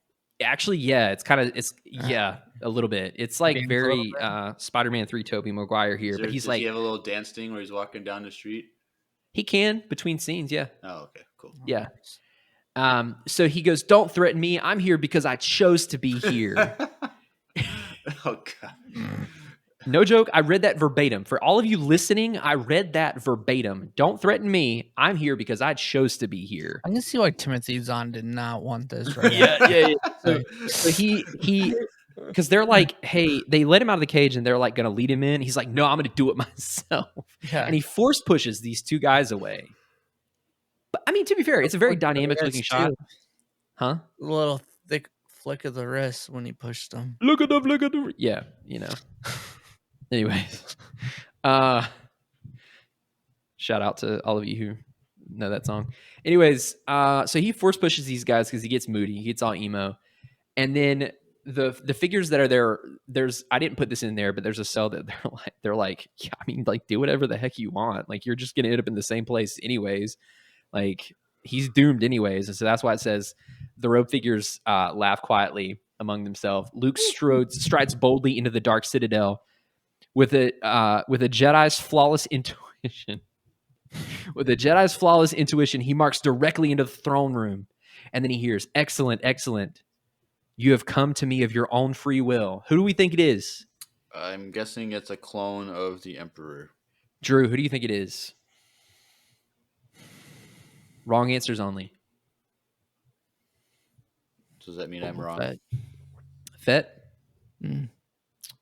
He's in this. Is he really? Spoilers. Spoilers? Jeez. As well as another interesting ship. Anyways, that's right. Old Buttface himself, the Emperor, is back. Jeez, that was... Oh, my bad. Get out. Somehow he returned. That's one of my favorite memes of all time. So anyways, if you couldn't see it coming already, it's Palpatine. Plot twist. This page is giving me Sprite vibes. It's very lemon lime. Yeah. This is a weird yellow and green. So anyways, and I love how Luke's just like, you. Like, not Palpy, not Emperor Palpatine. I knew, but not he does say somehow. Somehow I knew, but I saw you die. He goes, yes, you knew, didn't you? You've grown very strong in the Force since we last met, but then so have I. It was not the first time I died, nor will it be the last. Such are the mysteries of the dark side of the Force. You know what I'm saying? So that's where they got episode 9 from. Yep. Okay, so there. See, I love this. You're already catching on. Palpatine's off on a secluded planet, building his forces up. Come to find out he's a clone. There's a lot of similarities here. Some weird witch people worshiping him and laughing in the background. Yeah, you're gonna. There's a lot of similarities here. Did you ever? So, okay. what? So you've seen how it should have ended, like the cartoon thing on YouTube. Yes, So I haven't seen it of the sequels. So on Exegol, when like they go to Exegol to whatever get the Emperor. Yeah, Palpatine is like practicing with the people in the crowd, like the oh. and like one guy is like messing up. Brian, you keep screwing up. You're not in time. Anyway, so here's another parallel to the sequels. You see, my friend, says the Emperor, says good old Sheev, flesh does not easily support this great power. For many years, I've been under a dire necessity. My body has decayed again and again, and each time I have to take another. A humble clone of the man I once was. And then he goes, clones, then it's true. What's true? First of all, where does Luke get this idea from? The Force? Yeah. Did he get a force PSA? Yeah. He's using clones. I don't know. Anyways, Luke knows it immediately. He's like, I knew it. I knew you were a clone the whole time.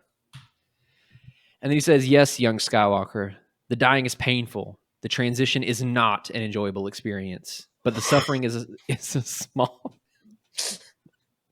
Yeah, but the suffering is a small price to pay for eternal life. After all, I live primarily as energy, formlessness, as energy, formlessness, and power.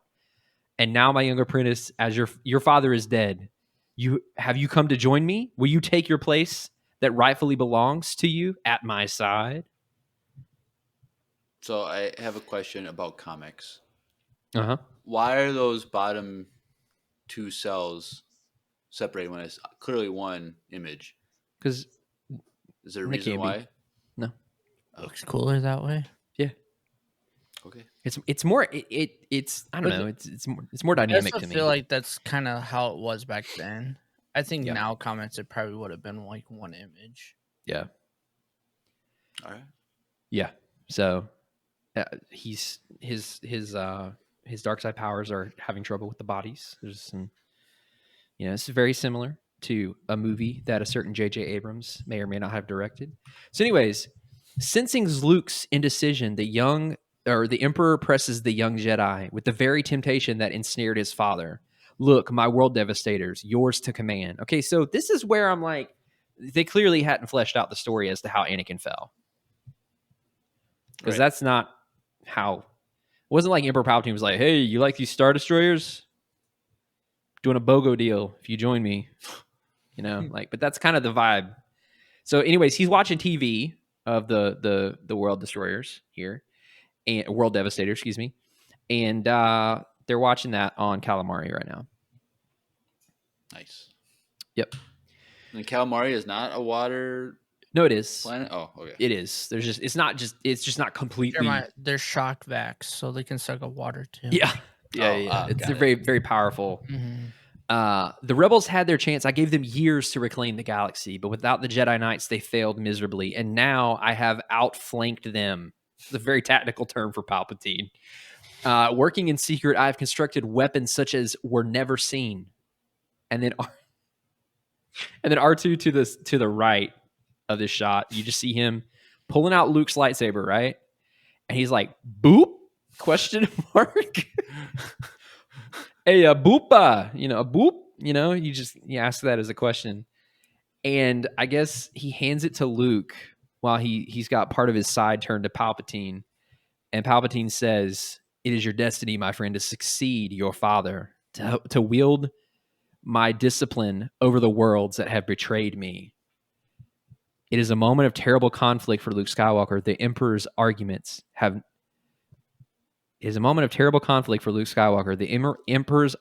have not touched him. Yeah.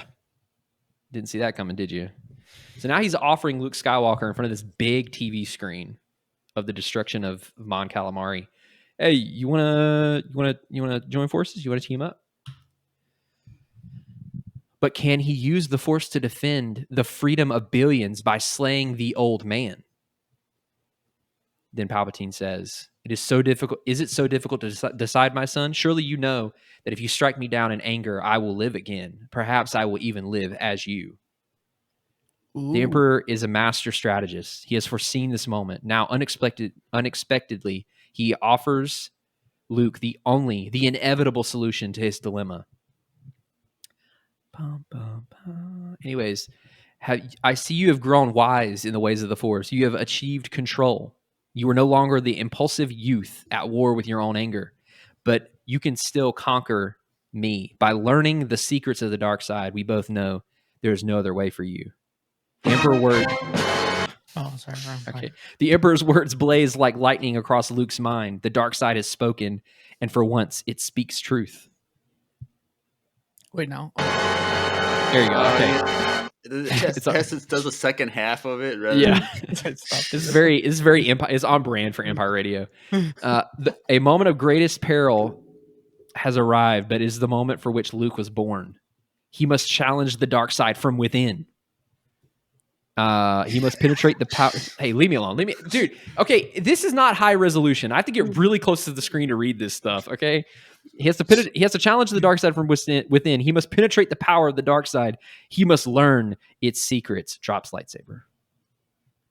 Lightsaber drop. Do you have a sound effect for a lightsaber? Or no. Drop? Okay. Okay. Anyway, And then there is no other way. Yes, my father's destiny is my own. So this shot, Luke is now kneeling. R2 looks very concerned, as much as an astromech can in the background. Luke is kneeling in front of Palpatine's throne. And Palpatine says, very good. It is done. My friend, let us celebrate our conquest of a galaxy by going to Chuck E. Cheese. And then that's where they go. No, I'm joking. I added that part. I was like, I didn't see No, it. he's just like, let us celebrate. And then R2's like, we badeep? Question mark? That's, what have you done? What have you done? That's what All that right. was. So we flash to Leia, and she's like, she senses something. Everything's hitting the fan. Han, I shouldn't have listened to you. I shouldn't have listened to Luke. I hear terrible laughter. Something awful has just happened to happen, Han. We've lost him. And then he's like, hey, old Luke's got more tricks up his sleeve than, and she's like, Han, don't be a fool. Luke's in serious trouble, blah, yada, yada. We gotta go save him, all that stuff. And then this is where it says, they told me marriage to a Jedi princess wasn't going to be easy, ... They were right. Who is they? And what do they know about being married to a Jedi princess? All this crap about being married to a Jedi or a princess or both. Like, come on, Lando. We know you don't know that much. Come on, dude. Lando, yeah. And then the last shot. What is that? Listen, hold on. Before we get there, hold on. So he goes to Chewie. This is the part I didn't include. He goes to Chewie and he's like, Chewie, hey, fire up the Falcon, Chewie. And then he's like, we've got a date with the dark side. And that's it. That's the end of part 2. nice. So yeah.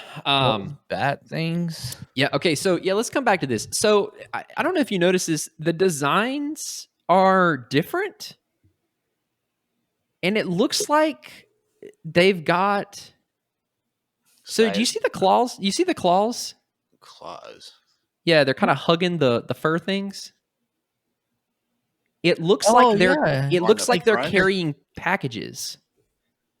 Oh, they're mail carriers. Yeah, that's probably what it is. It looks like they're carrying packages and they have little flight helmets, flight masks on. Yeah. It reminds me of the pilots in Godzilla -1, what they wore, which by the way, I heard it's pretty good. fan Is it actually good? I've heard a lot of people say it's really good. It is Really? I would say it's a contender for best movie of the year. What? But Yeah. it's a foreign film, so it's not going to get nominated. No. So. No. But It like might maybe international film. But I will tell you this. You take Godzilla out of that movie. Listen, you take Godzilla out of that movie, the characters hold it. The storyline for the characters holds its own. 110%. It's in theaters, right? Yeah. Dude, it is fantastic. The CG is amazing. They made Godzilla scary again. Like, yes. Like, did you see the trailer for the new Godzilla movie? it's stupid as heck. Did you see all the other movies though?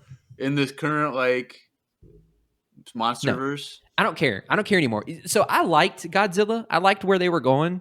Those first And two I watched movies this were movie. good, and Skull Island was good. And then I watched this movie. All other Godzilla is trash to me now. Not even the first half, the whole thing. This I went and so the day that So we this went and is saw, not a continuation of. just a Japanese film. it's its own thing. Ooh. It's kind of like Shin It's all in Godzilla. subtitles. Yeah. Ooh. Listen, the day that I went and saw this was the day that the trailer came out. And I watched the trailer and then went and saw the movie and watched it again. I was like, this is the stupidest thing I've ever seen after this movie. Like, I'm telling you, it is the best Godzilla movie they've ever made. Hands down. And it makes this new, like, Marvelification of the MonsterVerse stuff look like utter dog poo-poo. Like, those movies feel like kid Godzilla movies. Huh? Jack Black's not in it, though. No. But these new movies feel like the preteen, like teenager Godzilla movies. This Godzilla -1 feels like an adult, Like it's heavy. It's scary. There are some scary parts in it. Yeah, kind of like yeah. jump scares. Did It's they not leave it jump open scares. for more movies to continue? I'll let you be the judge of that, but I don't know if it's actually going to happen, and it might have been intentional by the director. But did I send you the link? Yes. That So I after watching this movie would blindly hand him a Star Wars movie. I want a Zillow Beast movie. He would do it. I want You said that. You said that before I went and saw the movie. I read it, and I was like, "That's kind of a stupid idea." Oh, thanks. And then I went and saw the movie. But listen, and then I went and saw the movie, and I was like, "If there's one person on this planet that could take a Zillow Beast movie and make it very Is legit, that good? it's yes. I'm telling you, it's fantastic. There's human drama. All of the characters are very, very, very well developed by the end of the movie. Like it's character driven. There's just enough Godzilla. There's not too much. There's not too little. We're not talking like 2014 where he like doesn't show up until the end of the movie. You can see his cankles at one point in the airport, but like literally it's perfect. The balance is perfect. The action is perfect. The suspense is perfect. Like I'm telling you, it's fantastic. And it's based on Bad Batch Season 2. We got a Zillow Beast. What? Did you not watch Bad Batch Season 2? Yeah, I just didn't know how we got to Bad Batch Season 2 after I was just raving about. I'm saying that the Zillow Beast is in Bad Batch Season 2. So yeah. It's there. They could make a story, or they could do a prequel one from like the civilization that made them extinct, like something that happened like hundreds of years before when they're fighting. I'd be down. It was, All dude. right. I'm telling you. anyway. I'm gonna say one more thing, and then we're gonna move on. The heat breath is worth seeing. The heat breath is worth the price of admission just for that. You know what else is really hot? Not yet. There's 6 not parts, and we just finished up never part mind. 2. Not yet. Not yet. Not yet. I knew where this was going. I was like, nothing's hot enough for. Anyways, all right. Part 3. So, part 3. Here we go. Part 3. The battle for calamari.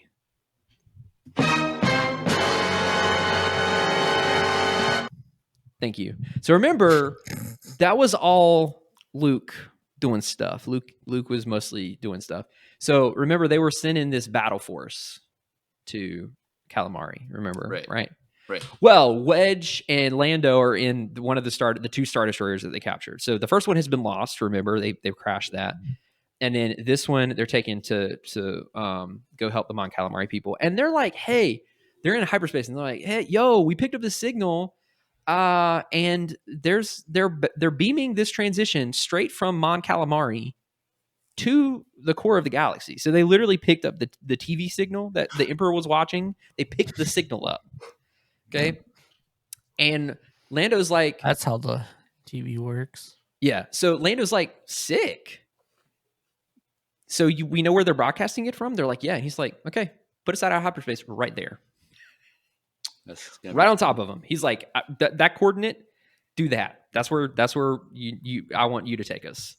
And they're like, what? And then he's like, yeah, let's do it. So then they come out of hyperspace and they catch the Emperor Star Destroyers that were broadcasting this thing with their pants down. The shields are down. No defenses up. Bada bing, bada boom. The Star Destroyers are pretty much toast. Which is really interesting. I never thought I'd see like a Star Destroyer firing on another Star Destroyer like this, but here we are. So yeah, Mon Calamari's there in the background. You can see the Star Destroyers are on fire. And then you can see that they just kind of passed through them and just blew them up one after the other. They took care of those so fast. And he's like, deflect your shields. Lando.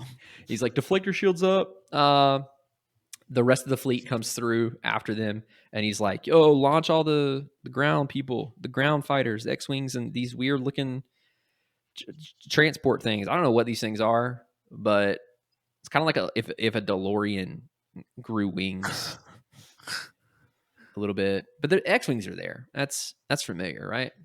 Yep. Well, then they fly down and they're fighting. And pew, pew, pew, pew. You know, they're doing their thing, right? And it looks like they've got them on the road. And then all of a sudden, What's wrong out with from, those TIE fighters? well, let me tell you. So a new type of TIE fighter comes from Oh, underneath this thing, and they're completely robotic. So they're Oh, drones. They're TIE drones, and that's why they look different. So it's kind of like for those of you who can't see this, it's got the TIE fighter ball in the middle, and it's got the two wings, but the wings are like Magnets? forks. They, Or ki- Oh they, yeah, magnets. they kind of Yeah, look like was it the Viper droids in Clone Wars? Is that what they're called? Viper droids. The yeah, droid kind of. separatist droid starships, the little ones that they could walk, and then when they land, You don't Vulture remember droids. this? vulture droids. Yeah, Yeah, looks like those kind of. yeah. It's kind of they're just robot ties. So they start changing the tide of the battle, and while the ties have them engaged, so obviously you can see in the top part this X-wing is clearly exploding. That's a great shot, by the way. Like That is a cool image. that's Because usually we see them getting shot from behind, and yeah. the flames come from behind towards the So pilots. you can see like the ties are very much overwhelming them. Well, then one of the world destroyers starts going up into the upper atmosphere. It takes a beeline from vacuuming up Mon Calamari to vacuuming up a whole star destroyer. Oh, That's how big Lord. they are. Yes. Oh. Okay. I thought they were much smaller than this. I thought they were much smaller than this, and I didn't turn the page, but I clicked to the next page, and I was like, oh my god, this thing is eating the front of a star destroyer. Like a vacuum. So for those of you who can't see, think of a star destroyer being sucked up by a vacuum, and the front of it's kind of disintegrating a little bit. That's essentially what you're looking at So here. And imagine Lando's you're in like, that Star Destroyer, you gotta run so far. oh, you see all the escape pods flying out the bottom? Oh, that's what yeah. those are. Yeah, they're escape pods. Lando's like, that's 2 Star Destroyers we've lost. Man the escape pods. Things haven't been this bad for the Alliance since Vader was alive. They call it callback to Vader, I guess. Good quote. But yeah, so that Star Destroyer really it's in a sucky situation, if you know what I mean. Come on. You need to get your buttons straightened out. Anyways, I kind of like it like this. so Just you makes never it know what up. you're going to get, I guess. Like a box of So- chocolates, you never know what you're gonna get. Yeah. Get So out. next thing we have is Leia. She's looking out the window at Pinnacle Base, and lo and behold, a Force vision. Ooh, At that very moment, Pinnacle Base, Rebel Command is that Luke? post. Hold on. You're going too fast. You're going too fast. Listen, at the very moment, at Pinnacle Base, Rebel Command post on. Okay, so why did they explain this? At that very moment, at Pinnacle Base, Rebel Command post on the 5th moon of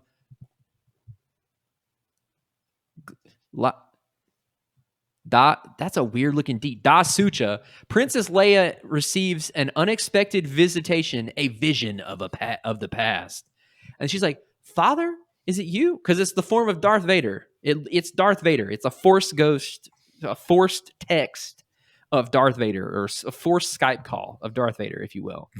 And Darth Vader is on one side, and he's like, "No, your father is free," with all the Jedi who went before. And then all of a sudden, the face of Vader turns into the face of Luke. It's like very emo, brooding Luke. It's like he Looks has like like he has a beard. a winter parka on underneath the Yeah. helmet. Like, But yeah, it's very Empire Strikes Back, like Dagobah, Force Ghost type thing. But Darth Vader lives no more, my sister. And then his face is revealed. Don't do it, Drew. I And see then your she fingers going. says, Don't do it. Get out. all right, we need to put some more control on this. So, anyways, he's like, Leia, do not try to find me. Do not interfere. Destiny has forced me to follow the path of our father took. It was the only way. So Mando has the way. Well, this is the only way. Ooh. You know what I'm saying? Anyways, This is the only way to save everything from the power of the dark side. And she's like, Luke, no, that cannot be. You know that. How can you save us by joining with the dark side? You'll destroy yourself and you'll destroy us. And suddenly another presence seems to overshadow the vision of Skywalker, and Leia here's the separate sepulchral tones. What is this word of the dark side? So basically, Palpatine takes it over. He hacks the signal, and he just laughs, and he's like, "Everything's screwed. Better deal with it. Do it." You know what I'm saying? So that's what is happening with Leia. It was a forced vision from Luke. It's very brooding, very emo, and then Palpy takes it over. Well, meanwhile, Han is training these new pilots. And he's like, "Hey, we're the rebellion. You got to learn how to fly your ships so you don't die, right?" The interesting thing about this is the E-Wing in the background. Did you notice that? I looked at the one in the front that looks... The one in the front, that doesn't matter. That's a weird looking, I don't know what that is. The one with Chewie on it? He says something about this one, but it literally has no significance other than you see it once and whatever. But he straight up calls the one in the back an E-Wing. Do you recognize the E-Wing? Do you know where the E-Wing was recently seen in Star Wars canon? No. Ahsoka? That's The things that they were driving when they were chasing Sabine? The pirate thing, guys, type things? No, the police officers. The police officers, yeah. Those are E-Wings. They're chasing Sabine on her speeder. Yep. They're E-Wings, and they're all those. the exact same design as the ones here. I see. And if I don't know this for certain, but I think that this is the first appearance. Oh. I could be wrong. But this is 1991. So at the very least, this is another thing 32 years ago that they have pulled from this specific comic, either directly or indirectly, and put it into canon. All right. So anyways, Han's doing those troopers or those pilots there kind of look like Morgan Elsbeth's like thugs or whatever. Yeah, there's a lot of like generic space outfits in this. You'll see. And ships, apparently, because what the heck is that weird thing? Oh, it gets even better, trust me. So someone runs up and he's like, "Oh yeah, Leia collapses after the Force vision." That makes sense. Yeah, it's a big deal. So they run up and they're like, Han, Leia collapsed. He's like, "Oh shoot. Well, I better go check on her." So they go to the med bay. Of course, there's a B1 medical droid. And of course, Leia's doing the whole Luke's in trouble thing again. And it's like, "It's true, Han. The Force is bringing me closer to Luke, even though he's light years away. He's in terrible trouble, Han. The dark side is swallowing him whole. We've got to find him." And then Han goes, "Sure, why not? There's only 12 million inhabited star systems out there. It shouldn't be too hard." She's like, "You don't understand. I can find him. The Force will lead me to him." And Mon Mothma's like, "Luke is probably the last fully realized Jedi, General Solo. If he is lost, it may be over for the Rebel Alliance and the galaxy." And he's like, "Yeah, well, if he's such a great Jedi, how come I have to keep rescuing?" Dang. And you see Leia in the bottom corner go, "Han." just savage. There's a few really good savage Han moments in this. So she recovers a little bit, and they have a conversation, and basically she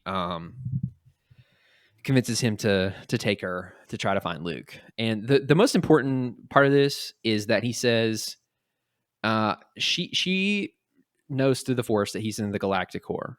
And then she tells him that, and he's like, "We'll need the help of some people I know, people who have paid for permission to travel to the Deep Core." So apparently not just anyone can get into the Deep Core. You have to have connections, or you have to bribe people. Or get sucked up. Yeah. So it's kind of hard. So he's like, in typical Star Wars fashion, he's like, "We've got a goal. But before we get the goal, we got to meet the people. And before we meet the people, we got to get the thing." And, we're doing that whole thing. So anyways, so where do they go? Now Hutta. Oh yeah, we know that one. We all know it. So they go to set coordinates to the Now Hutta system. Chewie, we're going to visit some old friends. This is Now Hutta, the name that means glorious jewel in Huttese. Was one of the systems to which Hutts migrated in great numbers over the centuries. It is also the birthplace of Jabba the Hutt. Now Hutta's great spaceport moon, Nar Shaddaa, is presently the center of smuggling activities throughout the galaxy. I did not know that's where Jabba was born. Yeah, I love how in very exposition-y style, she's like, now Hunter, are you crazy? That's Jabba's home world, even though he's dead. Whatever. Anyways, His so cousins aren't. that's true. So they show up, right? Well, come to find out, there's this conversation he has with his old buddy, well, quote, buddy, Mako. Don't worry about this, Jeremiah. Don't worry. I see your face. He needs to get some moisturizer or something. Yeah, I he don't really know. does. But anyways, so they show up to Nar Shaddaa, and one of his old like smuggler acquaintances named Mako is like, Han, well, I don't know why you brought the Falcon back. Every bounty hunter in the galaxy is looking for you. Basically, the Hutts have put an enormous bounty on his head, him and Chewie's heads, because of what happened to Jabba. And they're literally going into a den of all the people that want to find him. It's a very bad idea. So he shows up and taking people out like a sore thumb with that ship. Yeah. Well, they immediately start firing on him. They're in atmosphere for, I don't know, 5-6 minutes tops. And then already people are like trying to shoot them out of the sky. So there's a little bit of a chase. And then they're flying through the city, and he gets in contact with this guy, Ninx, Ninx, Ninx. He's like, hey, buddy, old friend Han, Mako said that you were coming this way. And Han's like, I need you to help me out. He's like, no, I can't help you. And then he's like, no, I need you to help us hide. And he's like, no. And he's like, I really need you to. And he's like, okay. And then they fly through the holographic sign. It's kind of cool. It's like very Batcave. They fly through a holographic sign, a blazing advertise in the middle Huh? being yeeted on the bottom. What? It's like Spider-Man's does body being kinda look like yeeted in the middle Spider-Man. on the bottom. Yeah, a one. little bit. So a blazing advertisement holoscreen masks the interest to Shug Ninx's repair facility. His name is Shug Ninx. Like, Shug. like Suge Yeah, Knights. you can Like say it. Shug Shug Ninx. Anyways, so they're flying in, and Han, there's one behind him, and Han's like, "Hey, you got to help me out." And he's like, "Okay." I fired up the turbo laser defense systems, and it blows that one guy up in the bottom. So if you're envisioning this, you're listening. Think of like kind of like a Coruscant-esque type city, lots of metal, lots of buildings, and then the Falcon just flies right through a hologram into a secret tunnel that's like miles. It's like miles long. And while he's in there, he's followed by one of these bounty hunters who gets destroyed by some defense system. It's like ring camera guns. So then they land, and after traveling for a while, he's in this like massive space garage. Essentially, he lands, and who comes to greet him? Ninx and Sala. So this is very interesting. Sala is, I guess, for all intents and purposes, I don't know if there's a specific race, a species. I think Mace Windu, his species has a name. He's not human. It's something else. Mace Windu isn't human. He comes from a specific world, and I think that they have their own race. They're human, but they're called something else. I don't remember. But anyway, this is a black female, which is very interesting. Sala, because he has an old black girlfriend. She is one of his old girlfriends. He has an old black girlfriend in canon. A coincidence? Wait, who's ex-girlfriend? This is Han's ex-girlfriend. Sorry, I wasn't clear. Oh, okay. You find that out like in one of these mini bubbles on this. There's a lot of talking going on in this scene, but basically she is one of Han's ex-girlfriends. And I think it's quite a coincidence. In this comic, he's got a black ex-girlfriend who used to be a smuggler, bounty hunter type person, right? In canon, he has one too. Huh? Coincidence? I think not. And also, let it be clear that... Oh, shoot. I got to find it. Hold on. Her name in canon... So her name here, Sala. Her name in canon, Sana. Sana Staros. So there's another point for the EU Meister. So is that after Kira? So she was introduced before Solo. So I don't know. Look, you don't pull me in here to ask canon questions, Jeremiah. Well, you brought up canon stuff. If you never Well, no, brought that up, I would have never known. I just thought it's very coincidental. That's what I'm saying. Anyways, Santa and Sala. That's not what I thought Santa looked like, but okay. Did you look her up? No, just Santa in general. Santa. You think you're saying Santa. Anyway. Do the get out for yourself. No. You got to get out yourself. He doesn't know which one it is. Oh, my God. Oh. Let's go. Jeez, Jeremiah. He said, you're wasting my time.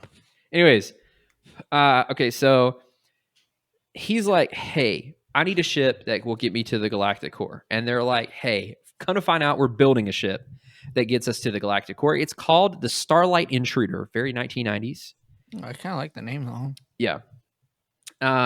And they offer to take him. And he's like, how fast can you get it going? And he's like, well, how good is Chewie with some tools? He's like, he's pretty good. And he says, and I quote, I don't think it's on this page, but I wrote it down. He says, and I quote, he needs some of those fancy power couplings Han keeps stashed in his old digs. Okay. So there's that. That's right. And I wrote it word for word. That's right. Han has an apartment there on Nar Shaddaa. Of course he does. Yep. So on the way to his apartment, they see a hut and a bunch of bounty hunter people, and they're like, oh no, bounty hunters, we got to turn this way. We got to go, we got to go around. And then they come in contact with this a lady. Well, I'll call this a lady. Don't question it, Jeremiah. So he's like, bounty hunters, let's cool it here for a minute. And she like, you, Jedi. She's like, what did she say? He's like, Jedi. Vima knows. Vima can see the Force.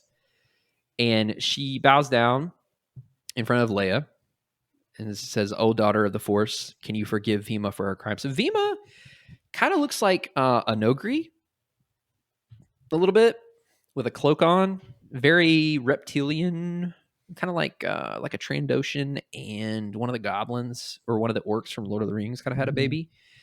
But she's like, can you forgive Vima for her crimes?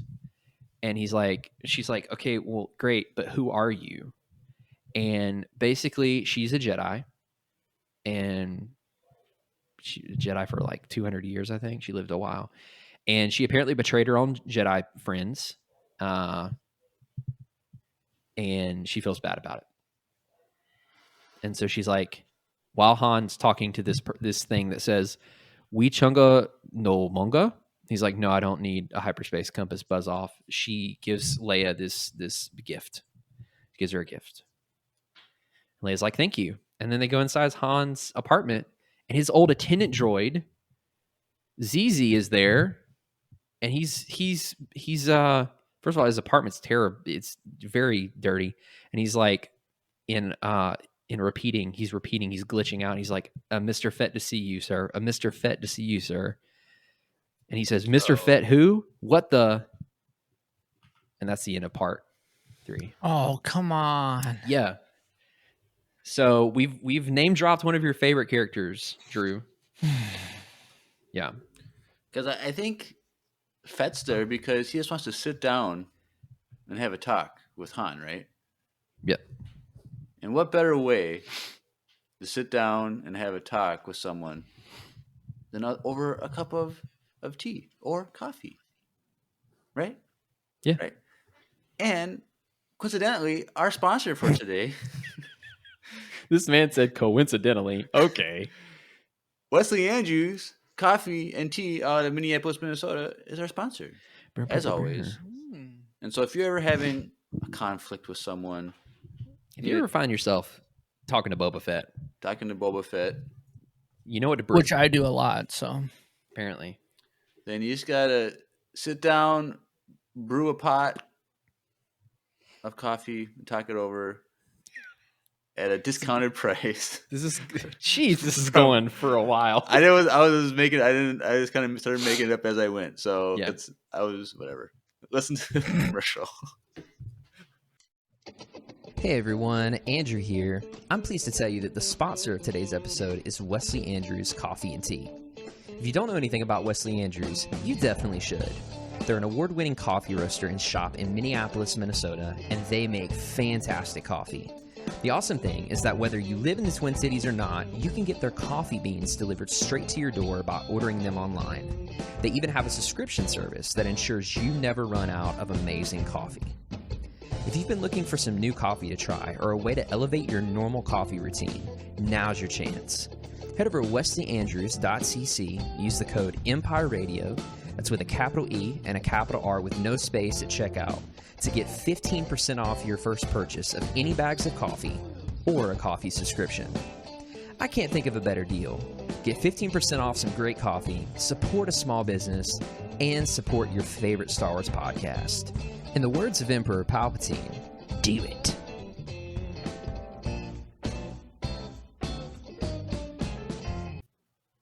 Do it. Do it. Do it. Anyways, yeah, do it. Part 4. Look at this. Confrontation on Smuggler's Moon. Nice. You guys ready for the confrontation on Smuggler's Moon? Always. Nothing better to do after you drink some coffee than run it off. You know what I'm saying? You get a little buzzed, you get a little jazzed up on some caffeine. Especially when you're staring down the barrel of Boba Fett's gun, like Han and Leia are here in this shot. And is that Dengar?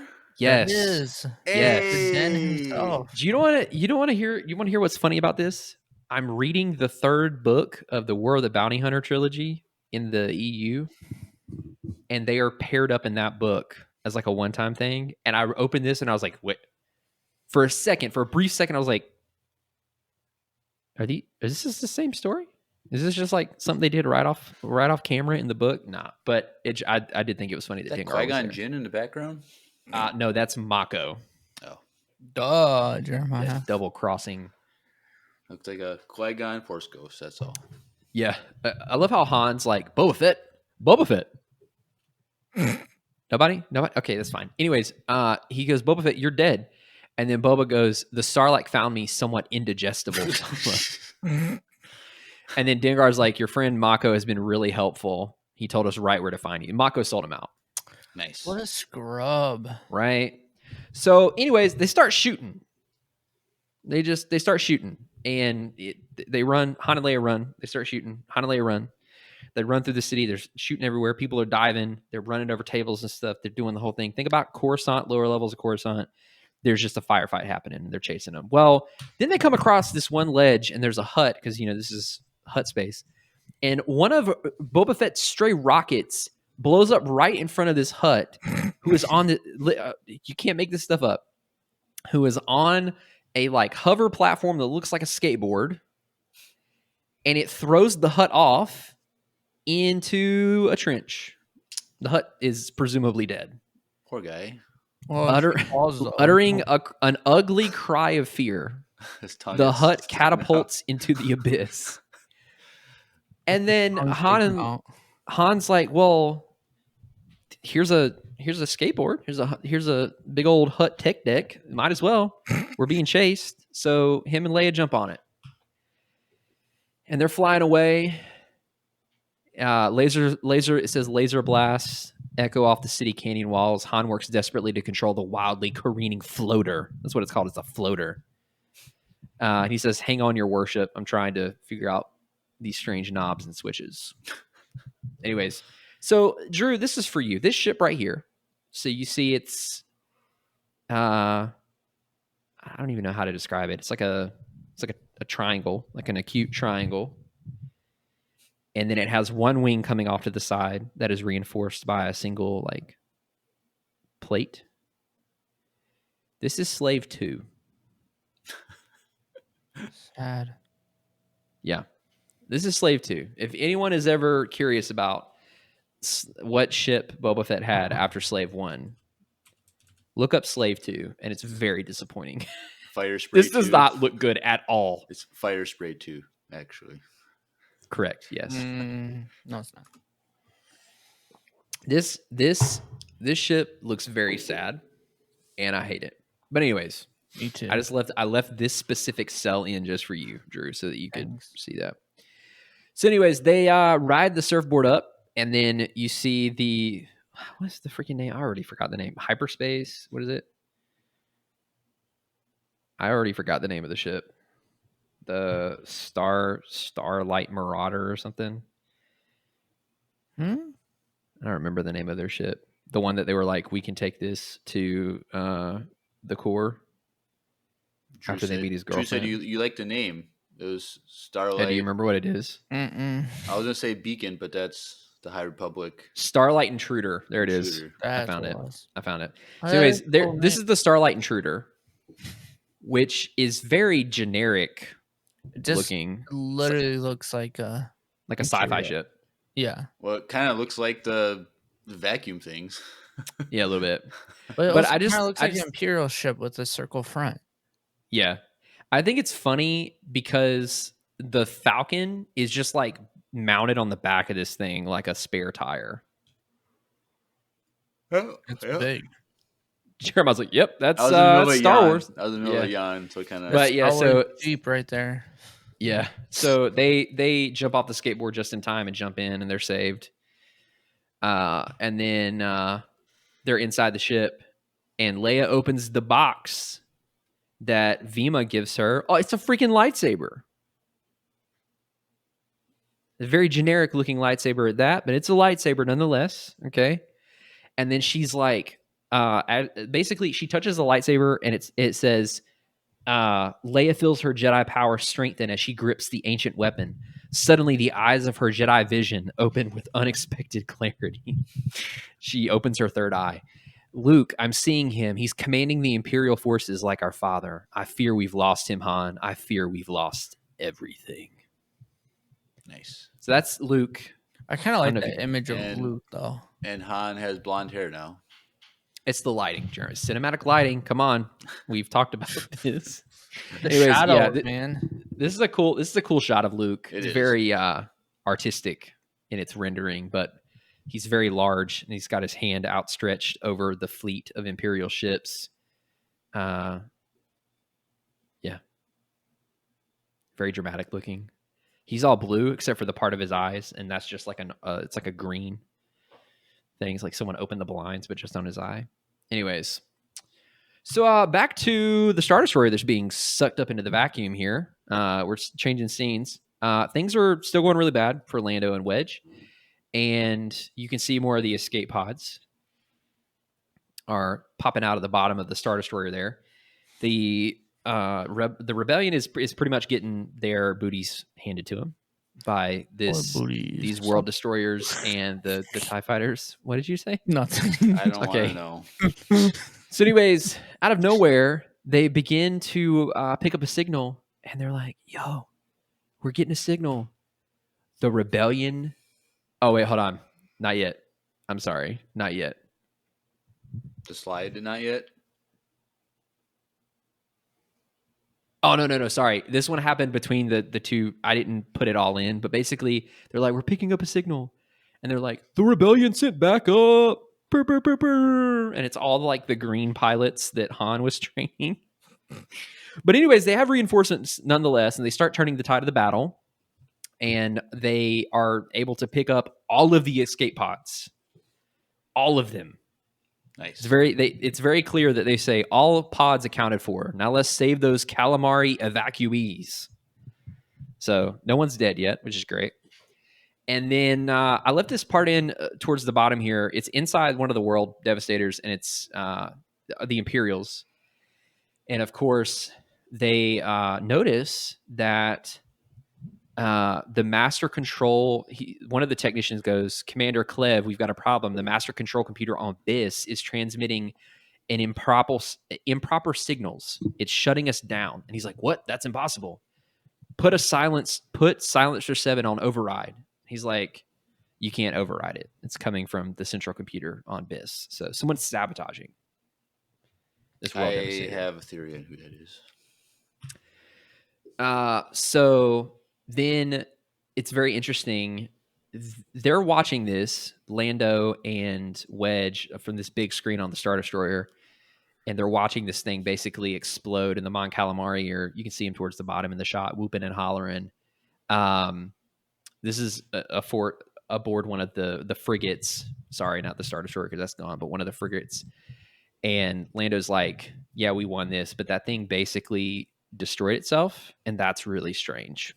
So like, great, we did it. It's also really strange. So anyways.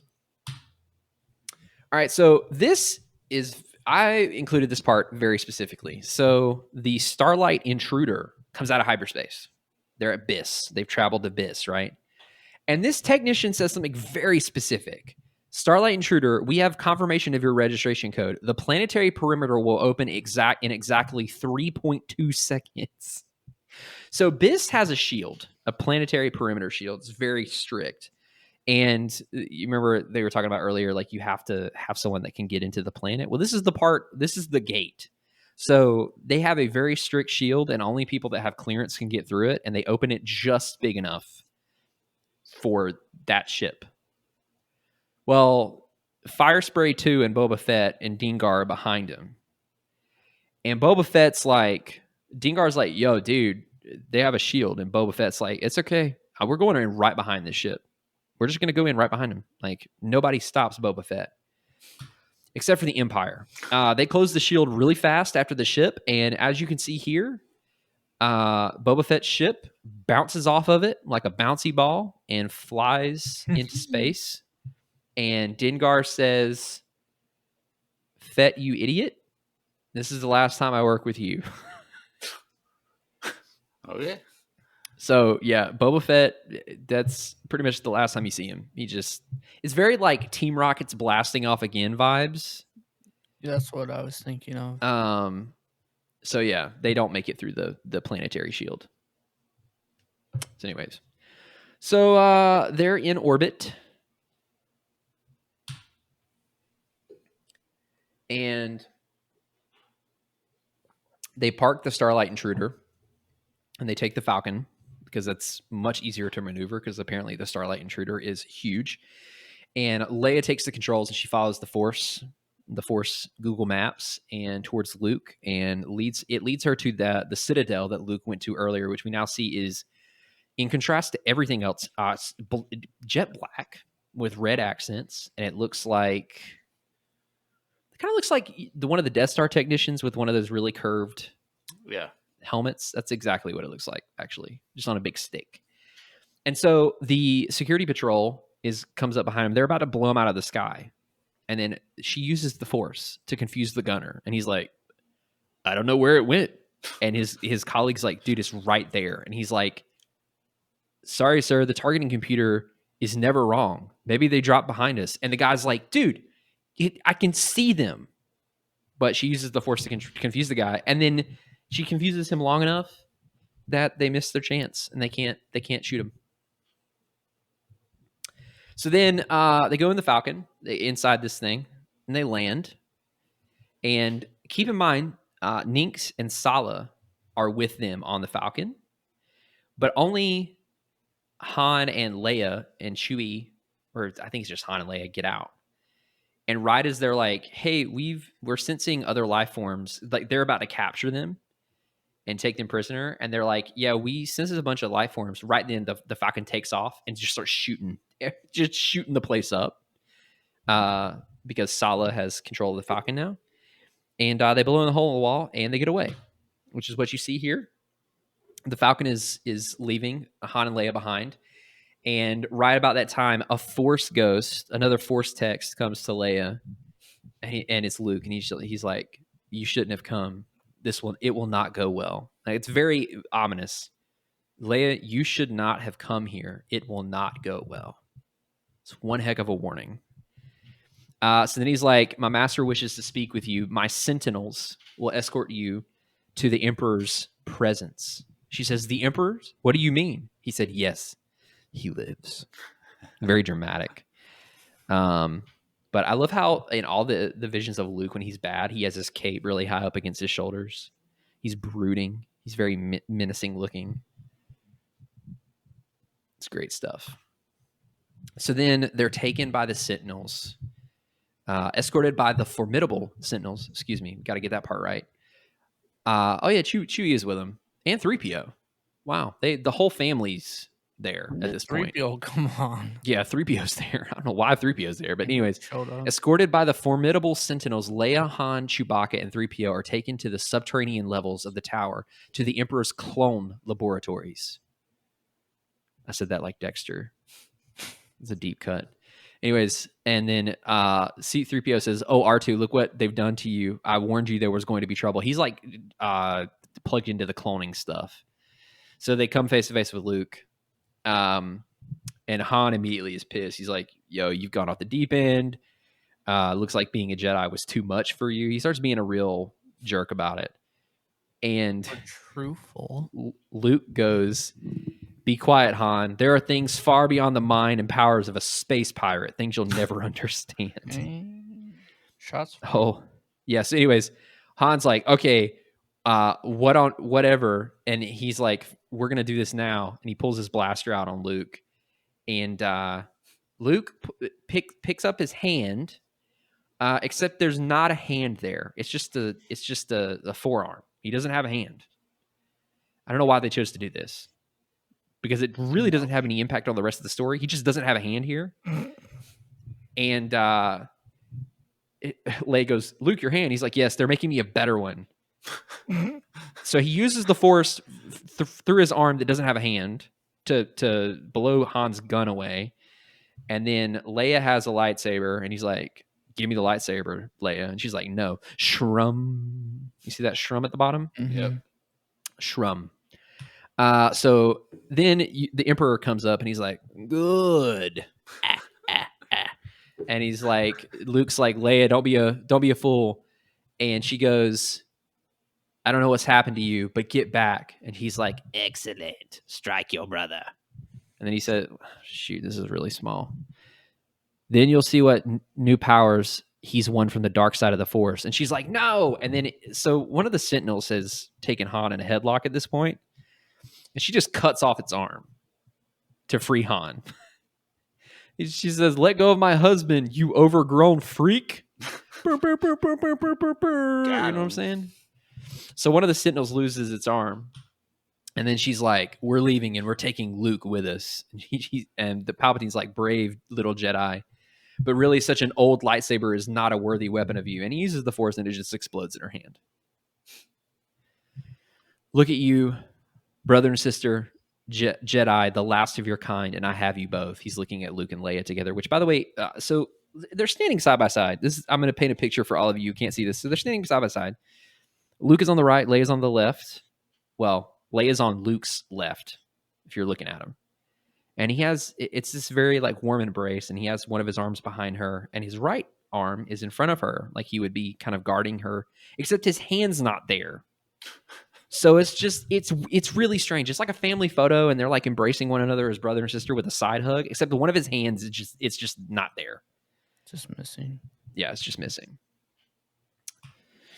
So keep in mind, this is all happening inside of a weird 1990s looking sci-fi cloning room. Just kind of let your imagination go wild. It's pretty much what it looks like. I'm not gonna lie. It's just very sci-fi. So anyways, Palpatine says, "This one, my dear apprentice, so strong in the Force." He's like stroking Luke's cheek. It's really strange. "He has learned his lessons well." And then he strokes Leia's cheek. Dude, what is it with this guy? "And the sister, so vulnerable, so inexperienced. And yet it is she who holds the key to the future." Fun. Didn't see that coming, did you?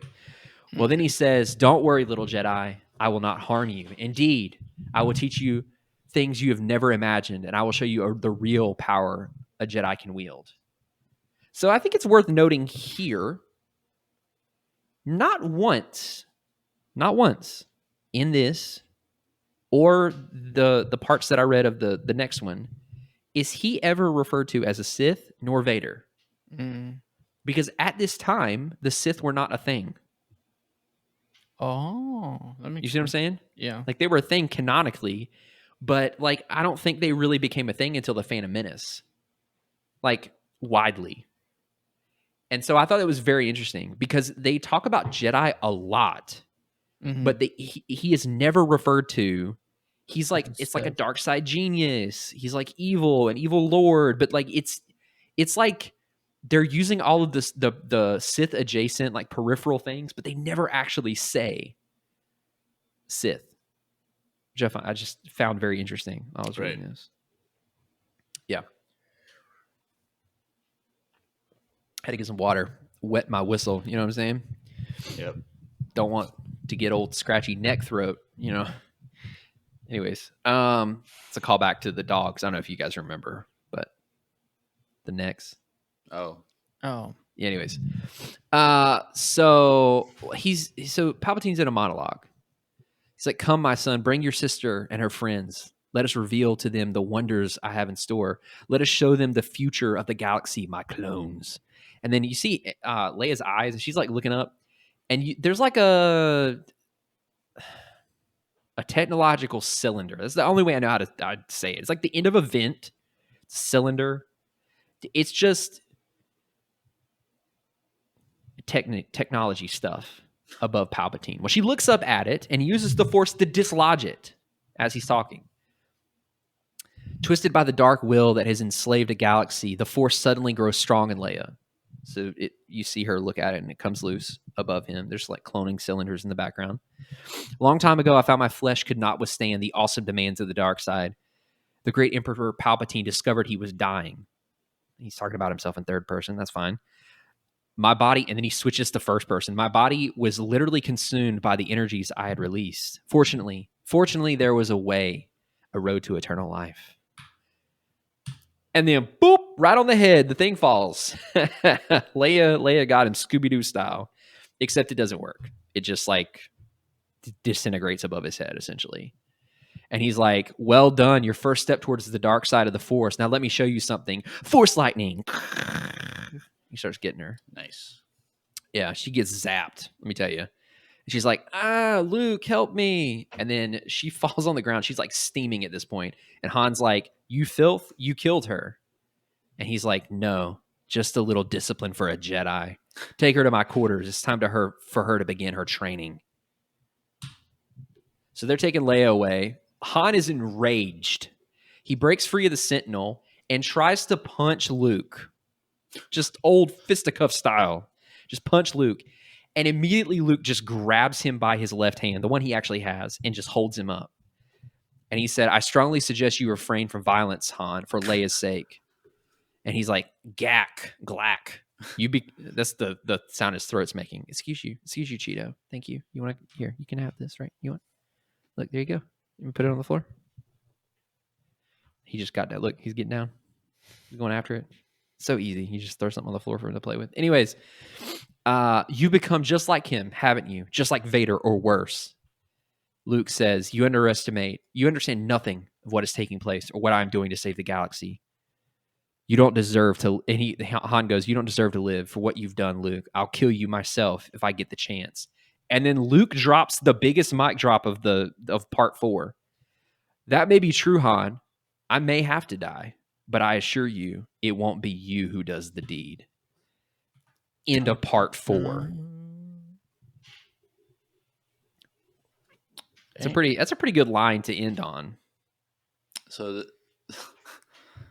that part 5 screen that goes back to your opening. Oh yeah, you were wondering about. I forgot about that. Where did I get the naked emperor from? Well, you're about to find out. Trust me, y'all are about to find out. I've been waiting all night. Your adult life, yeah, I know. So this is the part. This is the one that I have. Physical. I have this one. This is the cover of it. So it's just like a slimy, naked, young Sheev. But it's tasteful naked. It's yeah, I guess so. I mean, you can't see anything, but it's very clear he's like buck naked holding a lightsaber while the old slime. like butt face Sheev is behind him, kind of in a montage. For those of you listening, if you want to see this, just look up Dark Empire Part 5 cover. It's not revealing or anything. It's just very strange the more you look at it, I guess. Anyways, Part 5, Emperor Reborn. Any questions? Is the chat blowing up? They saying funny things? Daddy Pops was here for a minute. Sweet. Just to say Drew's hi. looking at his phone. Yep. He must not be interested in what I have to say. Doing Instagram things for us. He was doing like filming like this. He's taking photos. Video, yep. All right. Naked palps. You taking a never mind. Anyways, yeah, so part 5, Emperor Reborn. What's going to happen next? Well, you're not going to find out from Luke and Han's perspective because we're jumping back to Sala and Nynx, who are in this, like, I don't know, big, tall space tower that has a bunch of docking bays going off of each side. It's like I think of it like a shopping mall for strugglers, for smugglers. That's what I meant to say, smugglers. It's like a shopping mall, and yeah, so they're there. Anyways, they're talking to some old friends. The friends literally don't matter. They're talking to some of their old friends, and they're like, "Man, really hope Han and Leia are okay." Yada yada yada. And then Han calls them on his communicator, and he's like, "We are in big poodoo. We need you to grab the Falcon and come save us." And the smuggler people, the friends of Sala and Nix, they're like, "Okay, well," because they're hiding in their ship. Forgot to mention that. They let them park the Falcon in their ship to hide. And they're like, "Hey, fine. Go save your friends. Don't let the hunter killer droids, which you'll see in a second, don't let the Empire and these droids see you leaving the ship because we have a good rapport with them and we don't want to be caught harboring fugitives." Okay? Well, what happens? The exact opposite of what they want. So, this right here is a standard issue Imperial hunter killer droid. And you might be thinking, that kind of looks like an Imperial probe droid. Well, you'd be right. Gigantic. It's basically an Imperial probe droid, but it's huge. It's huge. These things are massive. It's like an Imperial probe droid scaled up to ship size. Because it's about to swallow the Yes. Falcon. So they're running to the Falcon, and it does one of the droids does a scan, and it's like, oh, there's a YT, whatever it is, Krellian freighter. YT freighter. YT 1300. Oh, shoot. Does it say it? I don't remember. I can never remember the numbers for that thing. I just call it the Falcon. But anyways, it's like it's a freighter, and then it fires on these smuggler friends that were hiding them. It fires on their ship. They're pissed about it, and they're getting away in the Falcon. Except another droid comes up, and it literally swallows the Falcon. Like, it has a compartment in its chest.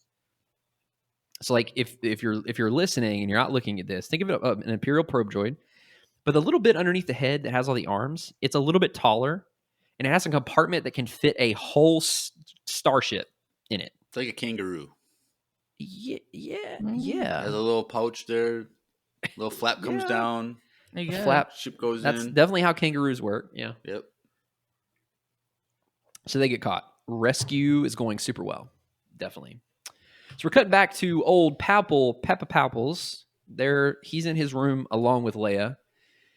And he needs some moisturizer on his hands. God, he needs a lot, Jeremiah. he needs about a 12-step skincare routine and a good year, and maybe it'll do a difference, make a difference.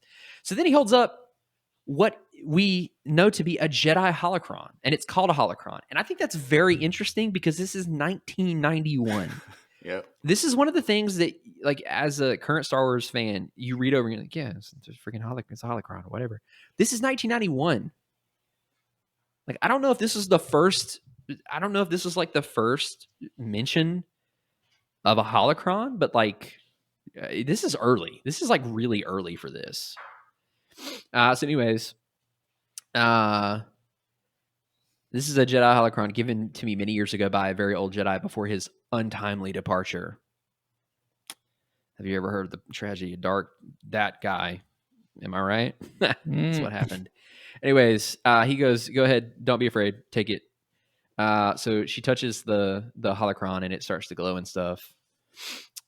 She's like, "Something about it is so wondrous, so familiar." It says, "Yes, it knows you are a Jedi." Leia feels a sudden compulsion to touch the designs on the strange object. As she does so, a Surious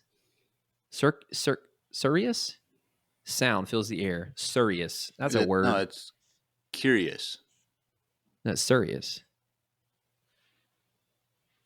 It's not pronounced curious. It's Surious. Isn't it CURIOS? Yeah, Surious. Isn't it how you spell curious? No, it's Surious. Okay. Well, I'm serious on what's going to happen next. LOL. She says it's magical.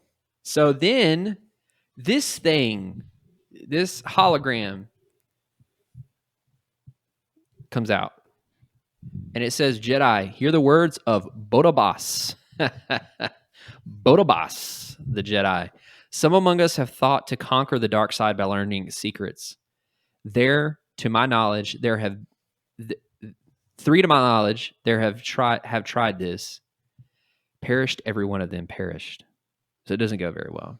It's a very serious circumstance that is surrounding this.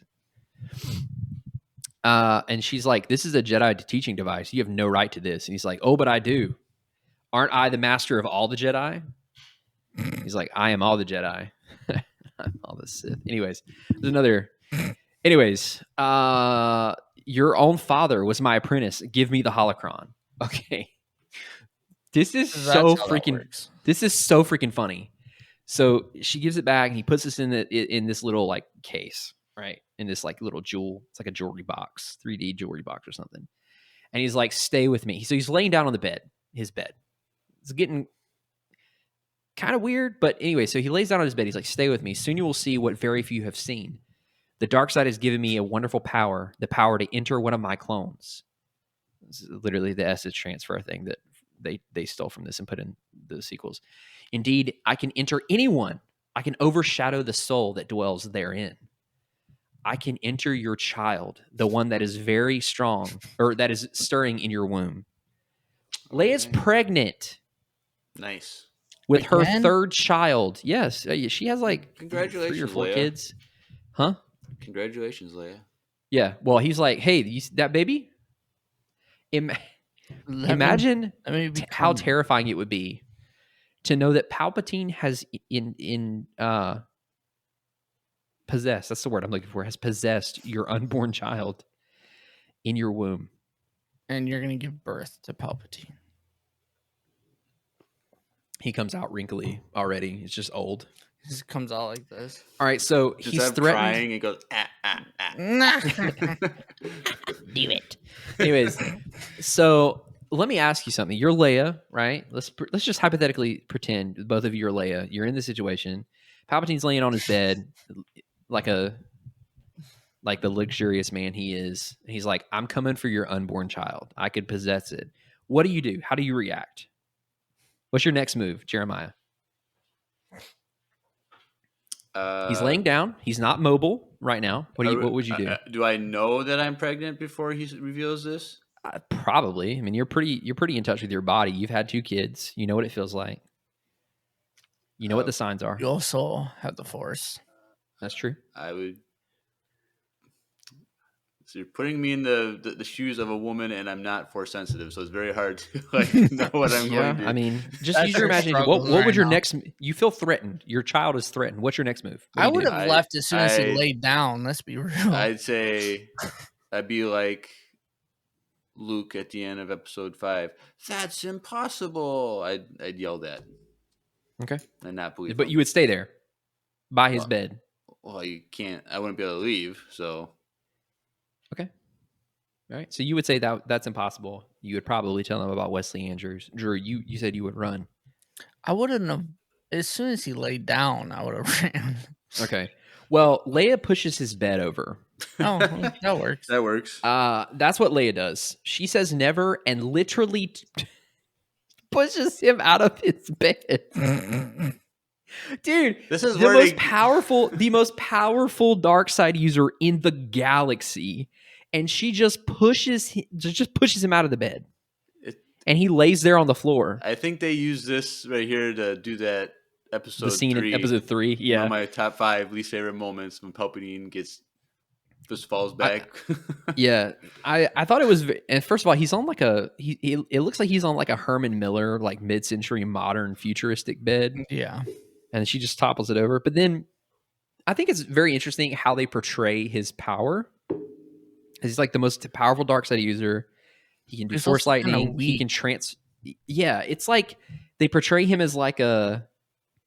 So like in canon, he's very physically weak, but it's overshadowed by his ability to call on the force. Like he's a great duelist when he's old. He's still very powerful when he's old. Like he can hold his own. But here it's his like body is weak. That's why he wants to Yeah. But it's like here they portray him as like the weak. He's very powerful, but he's not physically powerful. Yeah. Like it's almost like they hadn't figured out how to use the Force to like alter your physical abilities yet. Well, and you got to think that's not his original body too. That's so. true. That's true. That's true. Did He's just he laying on the say floor though. that by each generation he gets weaker and weaker or something? Didn't he say something like that earlier? Mhm. Mm-mm. I thought you said that. And maybe he did. I must have missed it, but he said he went through a ton of bodies. But I'm So yeah, most curious about his choice of socks, though. Look at those socks. those dude. aren't socks. Those are Those are definitely socks. those are house slippers, man. Those are socks. No, He those are has- socks. Those are socks. He has Those are white socks. socks with some purple lines on them. You know, it's the 90s, man. But I love how she just pushes him over and she grabs what you don't see. She grabs the holocron and she just yoink. She just grabs it and runs with it. And he's like, I have tested her and it is exactly as I have foreseen. She is the Skywalker anger, like her brother, like her father. That's how he sounds. So anyways, we go to Luke. He's got his hand now. You see him there. This droid looks like a floating trash can, is putting the final touches on his new and improved metal hand.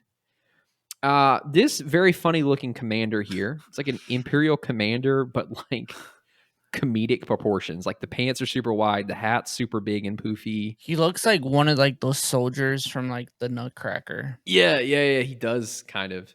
So Luke's sitting in his chair, lounging, getting his hand worked on.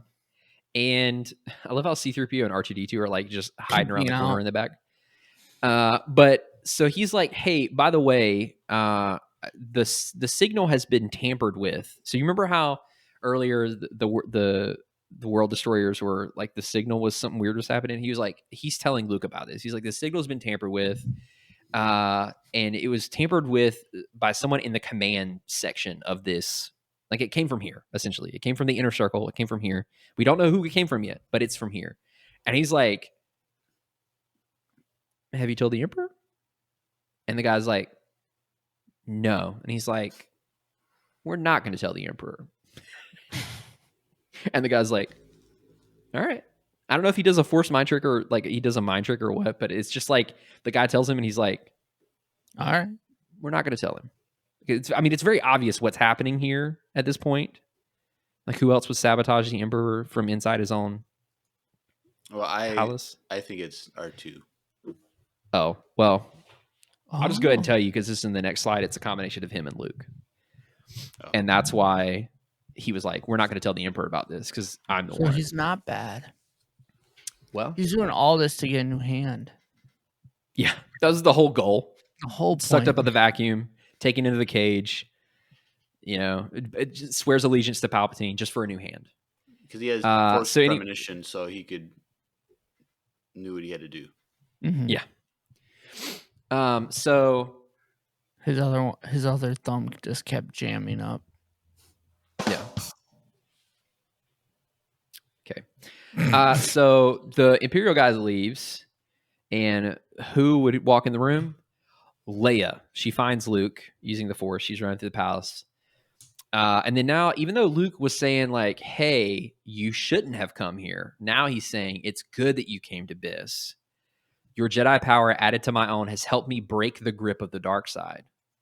She's like, I'm not sure. I see something else is happening. I sense great danger for you and us. The Emperor is toying with you, Luke. He's like, yes, he may think so, but look, here's R2. I've hidden the master control code in his circuits and the Emperor's priority battle plans. Let's get Han and Chewie. We'll take a ship and return to Pinnacle Base. And R2 says his famous line, Freet Badoot. Perfect. Yeah. So you find out that Luke is sabotaging the Emperor underneath his nose. Like he's not gonna know. Okay. Yeah, like so he's like, Leia. Dealt with this Huh? before. The Emperor hasn't had this situation before or anything. No, not once. So he's like, Leia, let's go get into the elevator. It'll take us down to the detention level where Han is. And then we cut to Han, who is standing on Chewie's back. So think of a normal prison cell. There's a window pretty high up towards the ceiling. Han can't reach in on his own. So Chewie is bent over 90 degrees. His hands aren't touching the floor. He's just like, it's like he was trying to touch his toes and he stopped midway. And Han is standing on his back looking out the window of this prison cell. And he's like, listen, Furface, if you'd let me cut off some of that rug you're wearing, we could have made ourselves a rope to get out of here a lot quicker. And he's like, it's probably something really witty and funny, but we don't know. And he's like trying to look out the window. Like old Han in this. Oh yeah. So he's like, oh man, we're trapped. Too bad Sala and Shug didn't get my signal. And he's like, oh wait, hold on, we've been had. There's a hunter killer droid coming towards the window. And he's like, this is the end. Put me down. We don't want to act like we're trying to break out of here. Except the hunter killer droid blows a hole in the wall by himself. Somehow doesn't kill Han and Chewie, but blows a hole in the wall. Come to find out, Ninx has hotwired that thing. Crammed into a crawl space in the HK's innards, Shug Ninx has taken control of all of the droid's circuits. So he just pew pew pew right into there. It's like breaking him out of Azkaban. So there's a hole in the wall, and they throw open a little gangplank, and they're like, "Hey, Han, Chewie, come on!" And Han's like, "I'm not leaving Leia." And he turns around. He's like, "We got to get Leia." Well, right when he turns around to go find Leia, she shows up with Luke, and they're all there together. Well, Han pulls a blaster on Luke and almost shoots him because Han hasn't been told that Luke is trying to help them yet. So Han's just mad.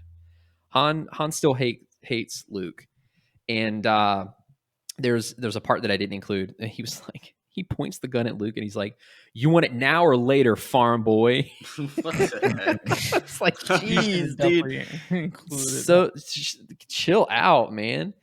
So anyways, she's like, "No, Han, we're leaving together. Luke has the code we need to stop the Devastators." He's like, "Han, listen to Leia. If what I'm doing succeeds, the Empire will be finished forever." He's like, "Okay, if what you're telling me, if you're telling the truth, why don't we take out the Emperor right now as long as we're in town?" And before they can finish that conversation, the Stormtrooper bobsled troop shows up flying through the air. That's what it looks like. It looks like a bobsled, like an elongated bobsled, but it's got guns on it. And Sala's like, "Yo, cut the chit chat. Security patrol showing up." Well, they blow with the HK droid. They blow the security patrol out of the sky because the HK droid is huge. But then it triggers the tower's defensive lasers. And then they are outgunned. So they outgun the stormtroopers, and then the tower outguns the HK droid. It's like a weird game of rock, paper, scissors going on. And then they're like, well, the Falcon's conveniently in the belly of this thing, so let's get in the Falcon and fly away. So they get away. They're up in orbit, and they're like, sweet, we're about to go. They go into, by the way, they go to hyperspace. So remember, Biss has a shield around it. Yep. So they go into hyperspace before they hit the shield, and they can get through it that way. It's very, I don't know, The Force Awakens, maybe? Huh? So I'm saying, here's another parallel. You ready for this? You ready, Jeremiah? Yep. Luke's like, hey, plug in R2. You can beam the codes to win the battle from hyperspace. And he's like, he says, he'll help you beam the interference codes to the world devastators even while you're in hyperspace. And he's like, that's great. Why don't you show us? Or maybe you've got a little surprise plan. He's like, I can understand why you still don't trust me, Han. He's fading away into the Force at this point, everyone. But now that you are all safely away from Biss, I have other work to do. If I fail in the task I must now accomplish, the Alliance must be prepared to fight its greatest battle. He's like, huh? What are you talking about? He's like, very simple. I'm still on Biss. It's a Force projection. Burr, burr, burr, burr. What? I'm sorry, The Last Jedi? Huh? Force projection? Nice. Checkmate. Canon. Suckers. Anyways, Leia says he uses the dark side power to trick us. He knew I'd never willingly leave him on Biss. So it's a dark side power here, but obviously Luke, this is very similar, huh? It is just a little bit. Well, there's more similarities. They keep coming. So we're back to Luke, who is now trying to face the Emperor. This is where it starts to get crazy. Okay, so he says, Skywalker, I sense your presence. How did you get here? The clone lab is sealed. My moment of transference is close. No one is allowed in here now. Yes. He said, I have come to prevent that transition. He said, yes, so you have, using the powers that I have given you. He has his lightsaber out. There's tanks full of clones behind him. Let me offer you a bargain, my friend. I will kill you now, or you can permit me to move into your body. That's not a great offer at all, mind you. It's also worth noting that behind Luke, against one of the metal like panels, there are 3 lightsabers just kind of mounted on the wall. As like there's more More weapons down too below it underneath. too, right? No, those are cables. Oh, It's just the 3. It's just the 3 right there. Okay. He's like, so you can kill me. You can let me kill you, or I can inhabit your body. He's like, then you and I will rule the universe as one. It's not my time, my version of a good time. But Luke says, I've learned many of your secrets, Your Majesty. Your power over me is broken. When I destroy your clones, your reign will be at an end. And then he's like, very well, then I must die. And Palpatine like explodes himself, I guess. He like explodes into like a ball of light. Well, Luke's like, oh shoot, well, now's the time. He starts just destroying clones left and right, just with his lightsaber, blasting tanks open. It's like very Mandalorian with Moff Gideon type deal. Right. Except it's Luke. And realizing the Emperor can only transfer his consciousness into a living body, Luke lunges for the nearest clone vat. One after the other, the ruptured tanks spill their membrane-shrouded content. One after another, the Emperor's genetic offspring meet mindless, babbling death, all except one, who looks up and says, too late, Skywalker.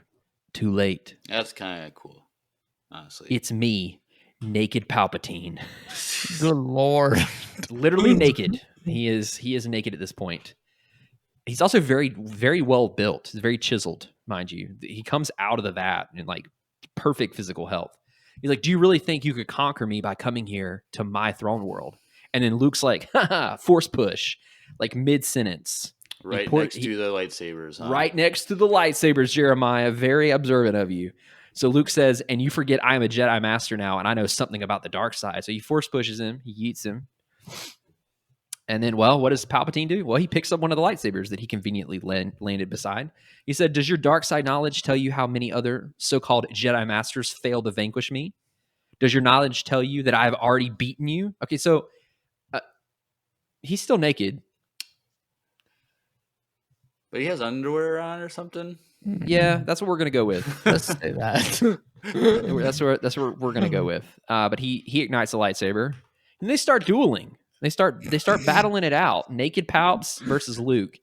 He's like, poor Jedi, your kind will soon be extinct. Oh, this is younger Palpatine, by the way. I figured it went without saying, but this is like I don't know, he's probably in his 20, mid-20s, maybe like 30 or something like that. He's younger than Luke at this point. Poor Jedi, your kind will be extinct soon. And how fitting that one of their precious lightsabers brings an end to the Jedi delusion. Gathering strength, moment by moment, the young Emperor lashes out with the Jedi weapon, pushing his elder adversary to the limits. It's very interesting that they call this a Jedi weapon, because like Vader had one. Well, and Palpatine had one too. Yeah, not in 1999. True. So, drawing on all of his resources, Luke parries the Emperor's lethal blows. Luke says, you have filled the galaxy with your darkness, but I have seen what my father could not see. I have seen that ultimately the dark side will fail.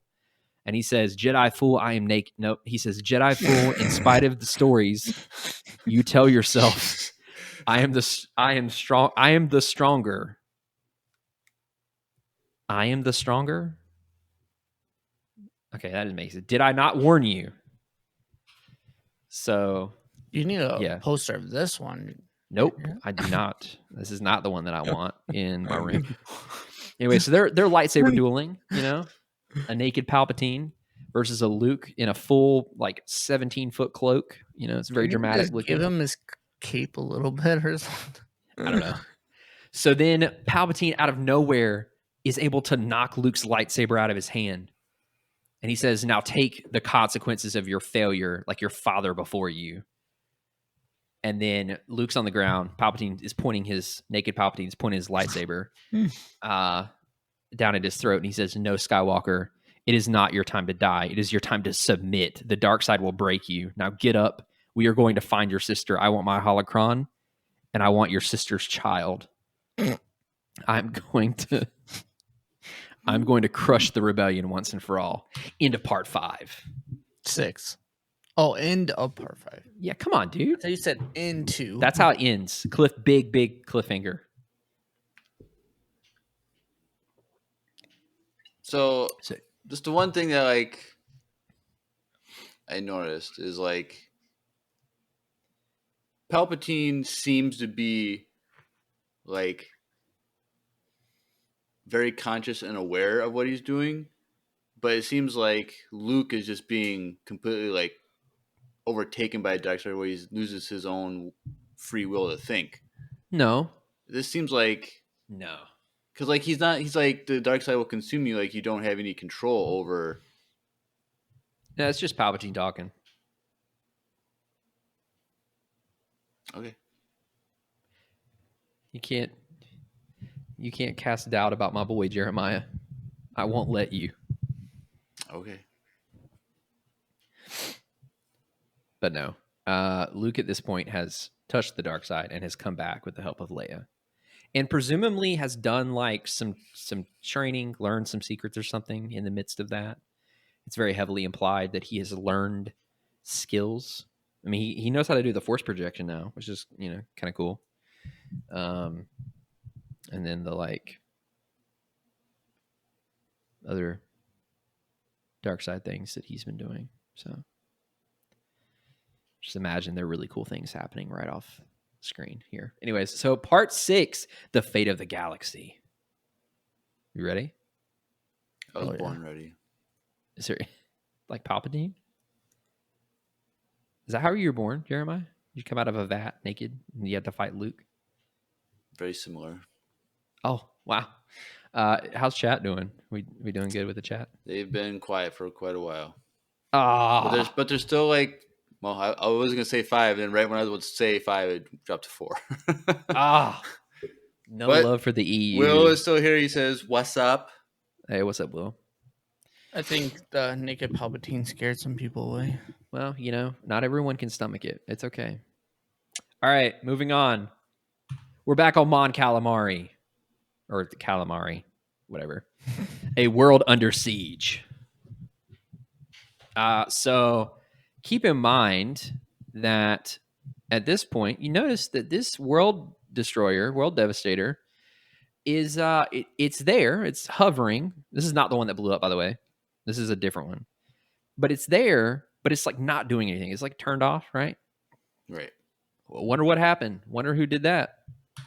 Oh, Chewie's plugging R2 into the system, and he turned off the Vacuum. the world destroyers, world devastators. He turned them off. They're still there. Unplug the vacuum. He unplugged the vacuum. So the rebels are like, well, now's our chance. And they go in on boats.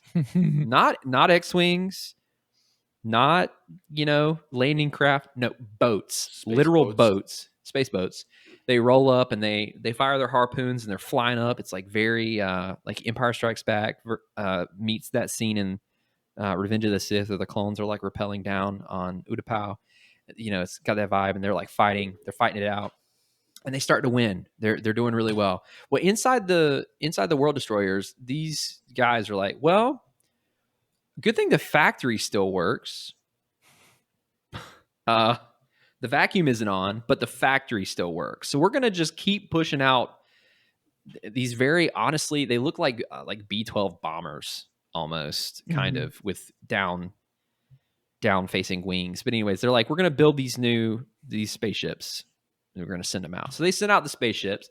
So the rebellion soldiers get up there, they're met with stormtroopers and they're winning against the stormtroopers, but all of a sudden these like weirdly realistic looking planes drop down and they start turning the tide again against them. So it's back and forth. Who's going to win? Who knows? I don't know. Do you know? Probably the good guys. Okay, well, good guys always win. Good guys always win. But they also finish last. So does anyone know what I'm referencing when I say that? No. Good guys always win. The channel, the deepfake channel with Obi-Wan and Qui-Gon. Oh, Oh, Literally, one of my top You're 5 favorite YouTube channels of all sending time. this to every week. Okay, but did you watch it? First of all, they're Some like of them. 3 hours long each. They're so funny though. It's like And them reacting to themselves in movies. I watched part of one. And I'm like, this is 3 hours long. I don't got time for this. It's not 3 hours long. The longest one is like an hour. They're longer than that, but I do remember that Qui-Gon. They're freaking hilarious. That's all I'm gonna say.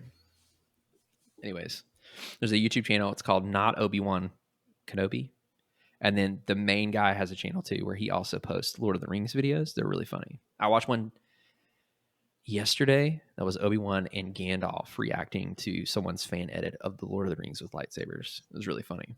Oh, that's cool. Yeah. Anyways, so who's gonna win? We don't know, but now we do. So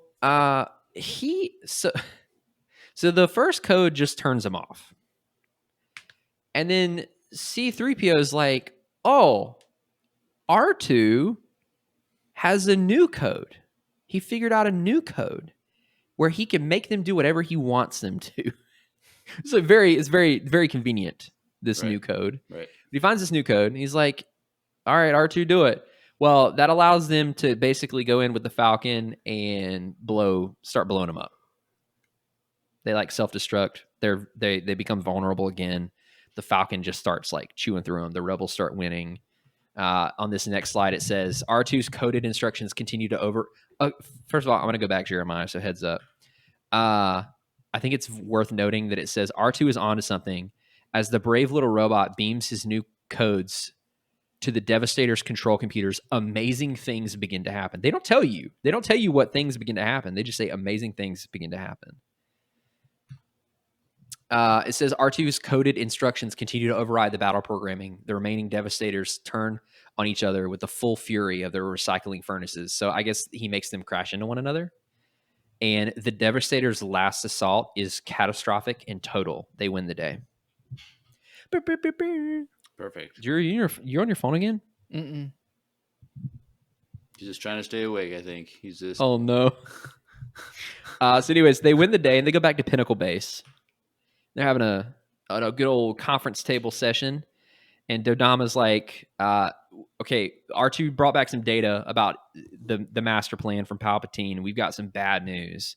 He's going to launch a series of wave assaults upon all the worlds in proximity to the galactic core. Moving out from the center, he will not rest until the entire galaxy falls under the sway of the dark side. And then Mon Mothma, who's very dramatically lit in this shot, says, "I have assigned teams to analyze all possible responses. We'll meet again tomorrow. I want you all rested and ready to act." So they're like, "There's a war coming, Mr. Wayne." I know it's not the exact quote, but anyways. So Leia's in her room, and she's messing around with the holocron, and it comes to life because she's like, what a strange device, so old, constructed by long-lost science. Can it tell me what will become of Luke? And then it comes to life. All right, so this is going to be really difficult to read, but I'm going to read it for y'all, okay? Jedi, may the Force be with you. I am Bodobas at your service. Okay, so I don't think I described this before, but this Jedi looks like... an elephant slug. An elephant slug... Yeah. Or an anteater slug. It's like very globular. I honestly don't know how to explain this, quite frankly. Jeremiah, do you have a... It looks like one of those microscopic, like, bacteria-looking things under a microscope. That's a good... Yeah. That's just like a green blobbish. Let's just say if it was crawling on my floor, I would stomp on it. Yeah, just Google, for those of you listening, Google Bodobas, Bodobaas, Bodobas, Bodobase, Bodobase. Anyways, Yeah, beatbox, dude. Huh? You know what a beatbox? A little bit. Bodobas knows all probable futures from I can't read what this says. Basically, from the dawn of time until a time lost in shadows, like basically I can help you. Like I know all the futures. And she's like, but you're not alive. Can you really know the future? And Botobas says, past history and present action are one. The force surrounds all time, all doing. Botobas is with the force. That is for certain. For you, Botobas, will speak a prophecy written 1,000 years before your time by my own master. You ready for this? It's very oddly specific. Here we go. Nope. Oh. Well, I mean, he was around. But a brother and listen to this prophecy. Listen to how oddly specific this is. A brother and sister born to walk the sky. But reckless brother falls into dark side's eye. Jedi sister carries hope for future in her womb. Only she can save the Skywalkers from certain doom. A Jedi killer wants to tame her. Now the dark side lord comes to claim her. She must battle. Join against this thief, or the dynasty of all time Jedi will come to grief. Or all the Jedi will come to grief. It's literally a poem. Do you I think want he that left out tattooed. the naked Jedi killer? Yeah, that was needed censorship there. Okay. So, anyways, Botobas tells Leia this prophecy, which is essentially just a recapping of the story and basically what's going to happen next. And then as this is happening, Leia's like, whoa. My force radar is going off. Luke's all of a sudden very nearby. This is very strange. Oh, wait. Another thing they pulled in The Last Jedi, a bigger, different color Star Destroyer. Nice. Yeah, right? This one looks, honestly, this one looks really BA. Yeah, it looks cool. It's huge. black. It's bigger than the vacuum cleaners. It's bigger than the Super Star Destroyer from Return of the Jedi. So it is massive. It looks like a black Corvette of a Star Destroyer almost. Like it's got a classy but very menacing curve to it. But she's like, I feel you near, Luke. Also, it's worth noting that it just appeared out of hyperspace above the planet where Pinnacle Base is on. That's why Luke feels close. Right. So they're doomed at this point. But it's a really cool looking ship. I put this in here specifically to show you the scale. So this super Star Destroyer Cannot is even land on a planet. it's too big. It's like wider than the planet. Yeah. It's wild. If you're curious, Google Super Star Destroyer from Dark Empire. It's wild to look at. The Emperor's command vessel, 10 miles from stern. Okay, this is definitely a force perspective thing because the planet is much larger than 10 miles. But 10 miles from stern to stern seems designed to inspire dread in every possible Okay, opponent. maybe it's not that big then. How? It's probably 4 times longer than a regular Star Destroyer. I'm curious, how 10 far? miles though, so it's not that long. Like if you went out from downtown Minneapolis, how far would 10 miles be? Like realistic, real distance here. Well, isn't it 15 miles between downtown St. Paul and downtown Minneapolis or something like that? 13 miles, 15 miles? I don't That know. it? I think it's something like that. Well, is it the MOA like 3 miles long? I'm pretty sure downtown No, Minneapolis. I it's think not that long. so. I think I did this. I actually think I did this. Now I'm remembering. I'm pretty sure I did from Wesley Andrews to Mall of America, and I think it's like just over 9 miles. Okay. So That's far. either way, Either very way big. though, it's not as long as not as a planet, but it looks really cool. This is definitely the best looking Star Destroyer. Snoke's looks stupid compared to this, but I will say this how is long another is thing. a normal Star Destroyer then? It's like a mile. That's it? The Corridor Crew did that video like a long time before they did reaction videos. They did Star Wars ships Yeah. to scale, like in New York Yeah, City. Ren did it. 5,200 feet long. So it's just under a mile. Yeah. 80 feet short. Why didn't they just add the extra Go a 80 mile. feet? Go all the way. Go the whole mile. So yeah, this is 10 Star Destroyers length. So it's pretty wild. So yeah, it's pretty cool. It's definitely the coolest looking ship. Definitely better than Snoke's. But here's another thing that they pulled from. That's what I'm saying. Anyways, so Palpatine sends a transmission to the Alliance, and he's like, "Look, I'm here with my big Cadillac, black Cadillac looking Star Destroyer. We're gonna blow you out of the sky. The planet's gonna be destroyed, or you could just send up Leia in the holocron. I'm gonna send a shuttle. If you put her on the shuttle, you do the holocron with her, you send it with her. I'll let y'all live. In fact, I'm not gonna even touch you." He's literally like, "I'm just gonna leave." Like that's how badly he wants this. And of course, Leia, there's this whole thing where Leia's like, "I gotta go," and Han's like, "No, you don't." And she's like, "No, I gotta go." And she does her thing, so she decides to go. So, anyways, the shuttle comes and picks her up and takes her aboard this just disgustingly massive Star Destroyer with the Emperor. So she disembarks inside the colossal warship. Leia senses an oppression unlike anything she's felt before. There's no glimmer of hope in the ship, only the dark side of the Force, more powerful than ever. So she goes to meet the Emperor and Luke, who now seemingly has a red lightsaber at this point. Very brooding in the background. And he says, "Good, you have understood. You may leave Asgar." Good, you have understood. He's like rapping. Now where's my holocron? And she's like, "I don't have it. I've come for my brother." And he's like, "You still defy me? Perhaps you do not know your own heart in these matters. The children in your womb will be given to me. Is that not so? I will raise this child in the power of the dark side. And this child will become an extension of my will. And at the appropriate age, I will displace the personality that dwells within, take on this young Jedi, the young Jedi's body as his own." So he's like literally going to groom it to be super strong.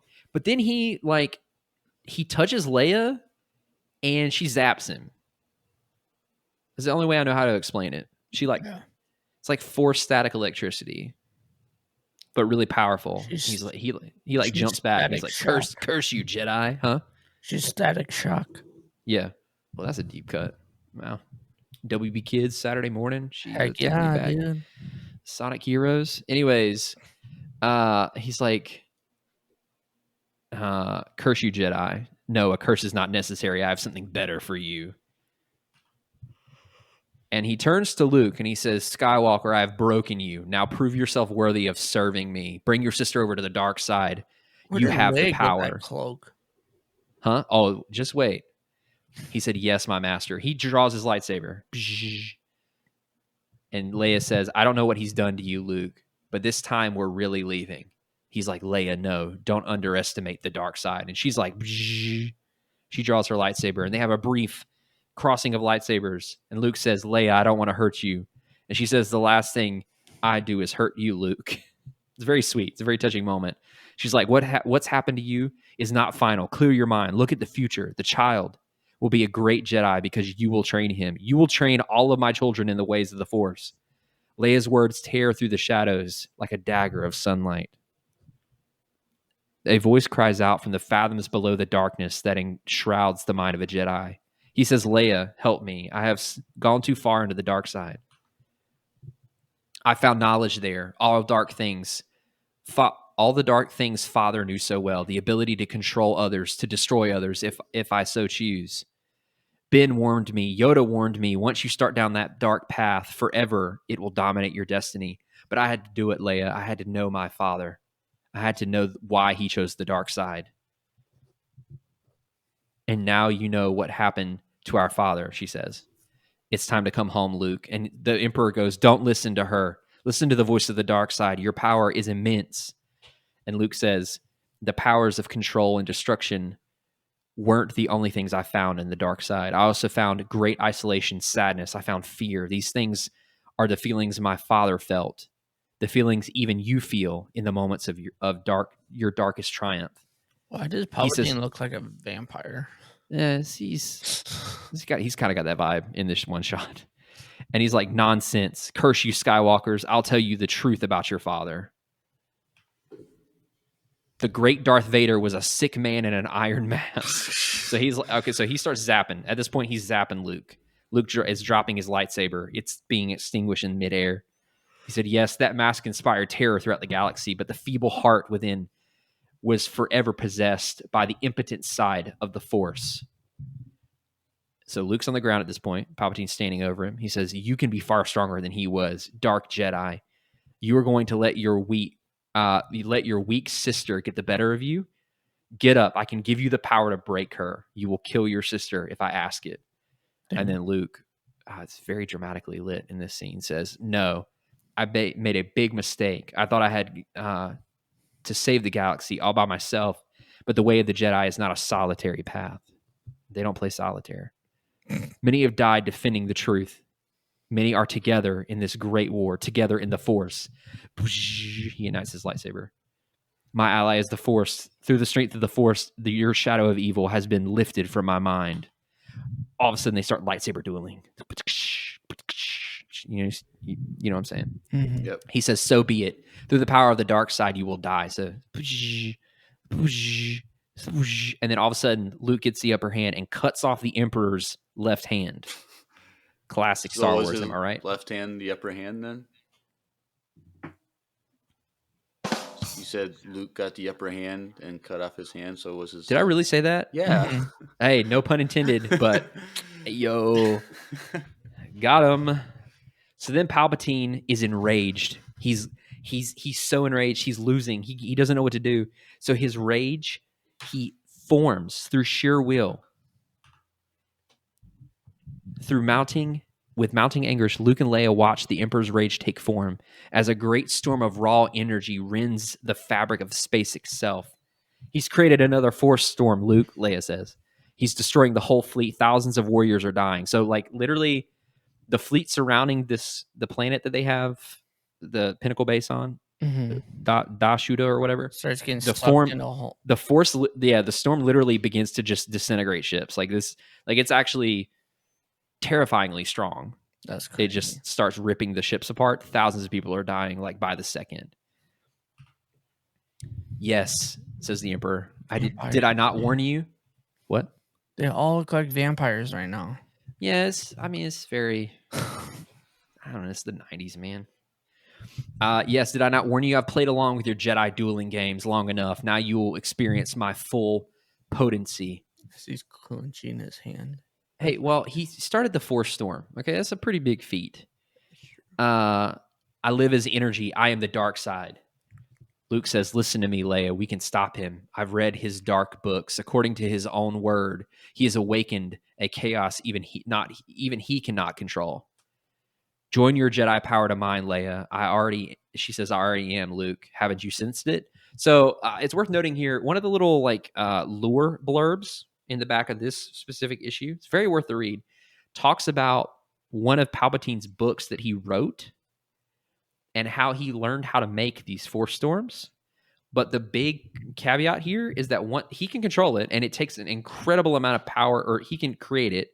It takes an incredible amount of power to create, but he can't control it. So it's kind of like you create a tornado, but you can't choose which direction it goes in. That kind of a thing. Nice. He's like, you're both wasting your time. I can control the dark side of the Force. My Force storm is reducing your rebel fleet to dust. All your friends will die. Go ahead and try your stupid tricks if you want. So, then it says, do or do not. There is no try. Boom. Quote. So Luke and Leia are standing side by side. They look kind of like vampires. They've got their arms down at their sides, very stoic. Their eyes are closed. And it says, as Leia's intensity continues to unlock unexpected resources in Luke, the words of Master Yoda, spoken years before on Dagobah, echo in the minds of the twin Jedi. Do or do not, there is no try. My ally is the Force, and a powerful ally it is. Life creates it and makes it grow. Its energy surrounds us and binds us. Luminous beings are we, not this crude matter. Feel it. You must feel it.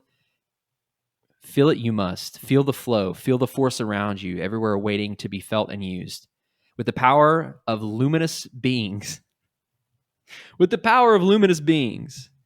Brother and sister Jedi press the Force around the dark nexus that is Emperor Palpatine. Listen, leave him alone. With all his hatred funneled into the death storm, the malevolent genius is caught off guard by the invisible weight of life energy surging over him, separating him from his power. Enveloped in light, cut off from his great rage, the Emperor finds himself unable to control the dark power he has unleashed, and the cataclysmic storm turns against its maker. Come on, Leia. He's consumed himself. There's not much time. So they're just running at this point. Dude, so does he not look like a vampire right there, though? he looks kind of like a vampire. So There's legit fangs coming out of his teeth. he's not. There's not fangs. They're just teeth. That's just cinematic lighting. It's just cinematic lighting. There you go. See, Jeremiah's. He's. I finally get it. It clicks. This is a very dramatic shot. So the Force Storm has come up behind the Mega Star Destroyer and is engulfing it and tearing it apart. Luke and Leia are running towards the front, away from the storm, and in the smoke and the energy coming from the Force Storm, there's like a silhouette of Palpatine's face in anguish. It's very like Vampire-y. It's kind of like Mufasa when he's in the clouds, a little bit. Yep. It's very dramatic. So the Force Storm is engulfing it. It says, battling their way through the Star Destroyer's hangar deck, the two fearless Jedi commandeer a shuttlecraft with seconds to spare. Safely clear, Luke and Leia watch the dark side storm devour the Emperor's flagship and then dissipate into the void. Luke says, one Jedi cannot conquer the dark side alone. I guess we've proven that. Together, we're a Jedi fire that outshone his evil. Who's going to light the fire, the spark that lights the fire of the First Order, or whatever he says? That's from this too. Right here first. It's verbatim. And the dyad in the Force, basically. There's a lot. More powerful than one. She says, 2 are more powerful than 1, 3 are more powerful than 2, as she touches her stomach. I thought another join us, Luke. My third child, he's going to be a very great Jedi. Name Ben. So I guess her unborn child also joined them in the Force tag team. And apparently she knows the he. Yeah, well, she's a Jedi, so she knows all that stuff. But okay. She can tell. It's a Jedi thing. Luke says, "Your children, the holocron. This is the beginning, Leia." Oh, so, by the way, they're on a frigate to paint the picture. They're looking out the big. It's kind of like the end of Empire, where they're looking out the window. Yeah. It's a lot like that, right? Except they're very vampire looking. They've got cloaks on and stuff like that. So he says, "Your children, the holocron. This is the beginning, Leia. I feel it. Great things are coming. The Jedi Knights will rise again." Dramatic shot of Luke with the planet behind him. The end. Like the rise of Skywalker. Oh, burr, burr, burr, burr, burr. That's all. It's basically the same story. So yeah, there is Dark Empire, the first of the 3. So if you enjoyed that, if you're interested in the story and the continuation and you want to see the rest, let us know. There are 2 more direct continuations of this. And plot twist, I'm going to go ahead and tell you now, the Emperor is not dead. Oh. So if if you you want more naked bodies showing up, who knows? Now I don't know about that, but I've read enough ahead to know that like it's very sequel-ish in the execution of this. But if you're interested in those, let us know. So I'll put that as the Q&A on Spotify. Yeah. If the part 2 of this story. But if they say no, what would be the other option? I need to look. Oh, okay. I need to figure out what would technically be next. So don't say no. Or because I think it's your segment, so you could just say we're doing part 2. I don't care. That's true. Well, I would say voting canon or EU novel wise, it would be the Jedi Academy trilogy, which I have the first. I have the first one, and I've read through the first one. It's kind of the next. I guess it would be the next thing where he builds up his academy and stuff, right? Or he begins building it. But technically, the second and the third installments of this are next. All right. So, anyways, yeah, that's Dark Empire. What did you think? Was it Well, entertaining? this was very different kind of presentation because you're following a comic book. Yeah. So it was, you were very more, there's a lot more pep in your step in this one than some of your other. Trying to make, well, for the other ones, or for this one, it's like, how do I communicate this to people who might not be able to see it right away? Right. I'm trying to make it more, so they speaking, I was going to say, I was trying to make it more like an audio drama. They actually had an audio drama for this with a full cast. Oh. That you can find somewhere. I've not listened to it, but it had a full cast. Interesting. So, yeah. Cool. So let us know what you think in the comments on Spotify, in the voicemails. Let us know what you think about the Dark Empire series. Luke has come back from the dark side. He's stronger for it now. More powerful. And definitely go watch the YouTube version because you're going to miss all of the visuals. Right. There's so much. There's like literally a visual for almost everything I talked about. So definitely And go if watch you that. If you're go on the video thing, you can look at all the timestamps I had to write down, and I have to it's okay. manually put in every single one. So Jeremiah is a master editor at this point. So this is going to take a few days, probably, for me to it's all good. But yeah, so you better like and subscribe when you're and subscribe for to pay me for the hours I'll be putting into this. Yeah. All right. Cool. Well, thank you for that presentation. Absolutely. It'll probably go down in the record books for a fan favorite, I think. Hopefully. Naked Palps. I mean, what else can I ask for? Oh, boy. All right. Cool. Well, let's transition to everyone's favorite time of every episode. Voicemail time.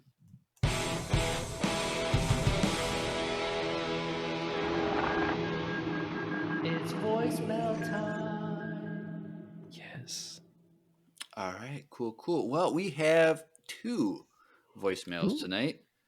First one up from Nate, who during Spotify Wrapped last week listened to 25,000 minutes of us in 2023. God. And so what an MVP. So we said that he is our number 1. Yeah, Drew guy. Drew told us off the record that he was going to send you one of his helmets because of what you did. The Ahsoka helmet in the back right there. Yeah. Yep. All right, well, let's listen to Nate's voicemail. Hey, Empire Radio, this is Nate to answer the Spotify Q&A question. My favorite episode this year was definitely the 4-hour-long Death Troopers EU with Andrew episode. And I've actually been listening to you guys since mid-2021, but this year I listened to all your episodes, even the Mandalorian podcast and Clone Wars Saved. And my question is, who was your top artist that you listened to on Spotify this year? And if you didn't have one, who is your favorite artist? Mine was Zach Bryan, since here in Texas, we legally have to love country music. Anyways, thanks for making great content. Bye. All right. Yes. Thank you, Nate. Too? Yes. Huh? That was Nate's first voicemail? No. Oh, okay. This is probably more love for the 4-hour Death Troopers episode. Dude, Let's go. Yeah, this one's only going to be like 3:15 or so, but hey, I'm sorry. I mean, I could way to do disappoint less. the fans or the fans. I could do less. Let us know what you think about the links. Is it scary? Let us know. But I will say there is another book called Red Harvest. It's another Star Wars zombie book. Takes place on the Sith Temple. I read it after I read Death Troopers, and it's still fresh. So we could do that one. Let us know. Or we'll do it next Halloween. It's got a force plant. It causes the. We could also just do it next Halloween. Yeah. I guess we could do that. All right. So, but his question for us was, what was our top artist for 2023? Did you guys get your? Yeah, mine was, which is not a surprise, probably for Drew, is ATs. So it's a K-pop group. It's my favorite K-pop group. They just had a release. I did a live stream for it. Drew, what was your top artist? Well, I don't use Spotify, only for the live stream. So for the live stream, it counted my Spotify, and it was Nerdy. Wait, what do you use? I use YouTube Play or YouTube Music. You know, I was thinking about. YouTube. I was thinking about doing Premium. that, but it's weird when you go from Spotify to that. It is because you have to start over. Yeah. But on YouTube, it's most likely an F. Probably. All right. Cool. And Jeremiah, then when I clicked my Wrapped, it said you do not have enough data to. are you serious? I don't listen to music, but I know for a fact that I listen to Lucy's podcast the most. Yeah, that's of probably anything. number one. So Lucy's Is that my number one. Your favorite artist? Yep, that was my favorite artist. Yep. Do you have a favorite song Of all time, or just do you have a favorite artist? I don't really listen to music, so Okay. the music I listen to would be like soundtrack music or something. So Favorite movie soundtrack? I don't know. Like it's like specific songs. Like I couldn't name an entire soundtrack, but like Interstellar stuff because we always talk about Yes. Interstellar. Inception is pretty good. Yep. Obviously Star Wars. Loki soundtrack is pretty good. Who did that one? Natalie Holt, I think maybe. Huh. Okay. I really love the themes that she has for Loki. I need to Yeah, finish that's season 2. Dude, Like that 3 finale, episodes left. MCU at its best. I know. I've heard. Drew, have you seen Sweet Home? The Alabama? K-drama? Oh, what? No. You should watch Sweet Home. Season 2 just dropped. So far, it's really good. I've been on a Gilmore Girl kick right now. So Oh, yo. It's one of my guilty pleasures. I don't know why it took me so long. Stephanie started watching it, and I'm like, dude, I watched this as a kid, but like it was like in the background when my mom watched it. Yeah. Whatever. Dude, it's so good. It's pretty good, right? It's so pretty good. It's so funny. It's so you start watching it and you're like, it's gonna be stupid. That's how Yes. Makaya got 100%. me. She was watching. I was like, this is so stupid. And then I was like walking by one day and I was like, oh, that's all right. And then I sat down one day and I was like, oh God, I'm hooked. I'm so hooked good. now. This is It's so I'm good. so invested. I don't know yeah. why. It's just good. So I anyways, watched like 4 episodes before we started tonight. I don't blame you. Have you seen Steph wasn't even have watching. you gotten with to me. the Netflix special yet? No, I'm on season 2 only. Oh, okay. You got a while. Slow All right. down, slow down. Cool. Have a Taking take your it mind. slow. Like, so anyways, the second voicemail. Thank you, Nate, for that voicemail. Oh, yeah. Thank you, Nate. Thank you. So next up is our buddy Garrett. You know, our famous pod racer, Andrew. I He's remember. arrested. So last Oh, week, gosh.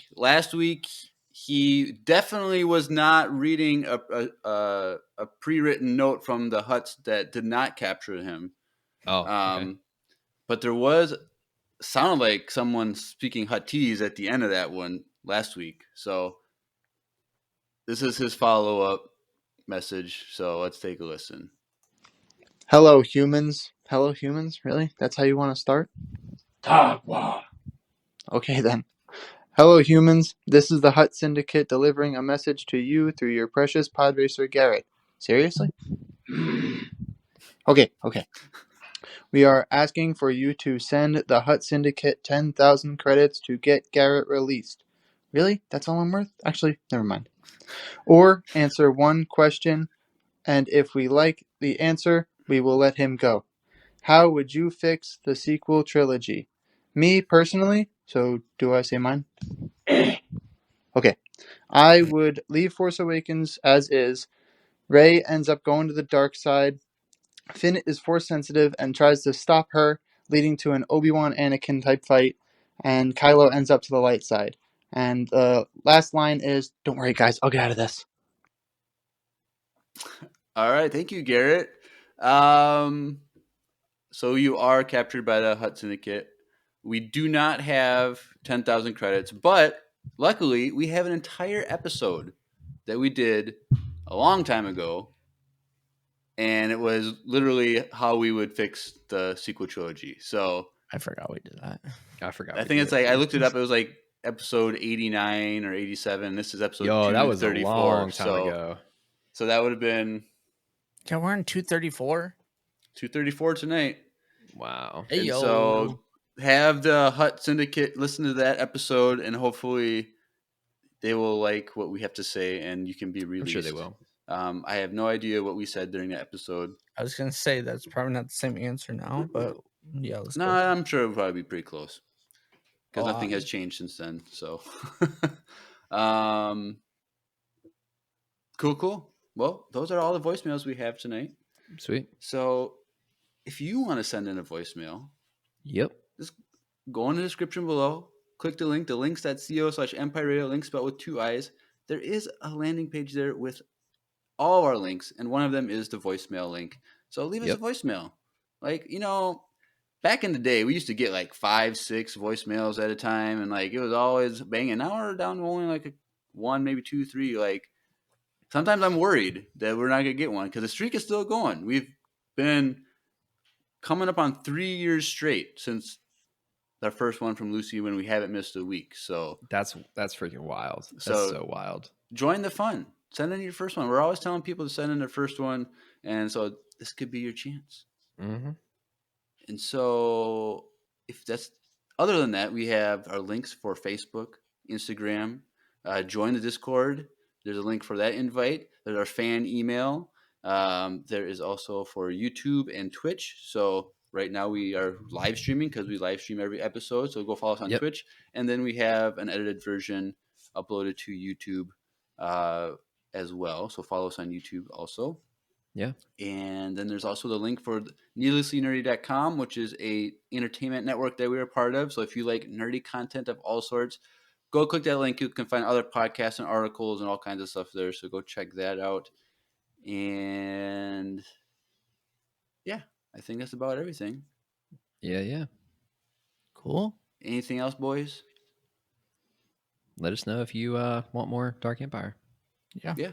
And also, we should just say next week we're doing another top five quotes. So if you want to send in your favorite quote from Star Wars, leave us a voicemail telling what your favorite quote is. So that'll be exciting. We like doing our top fives, and we got that, and we got one at the end of the month. We're doing a top 5 also. So 2 this month. Hey yo. And then we should also mention, because I kind of posted this in the Discord, but in the first few months of 2024, there's a lot of content where you need to kind of do your own research and all that stuff, because we're doing 2 books. We're doing the High Republic Phase 3 adult novel, The Eye of Darkness, which is the continuation of that first original trilogy. We are also going to do Dark Disciple for our Halloween special. So go get that book. Halloween. Valentine's Day special, sorry. And then, but Drew and I are also going to do breakdowns of the first 2 seasons of Star Wars Resistance. And so we haven't covered that yet. I've seen it. Drew You're finally doing it. has seen some of it or something. So we're going to do the first season in 2 parts, and the second season is shorter than the first season. We're going to do that in 1 episode. So go watch Star Wars Resistance if you haven't done that already. I enjoyed it. So when are you going to do your top 5s?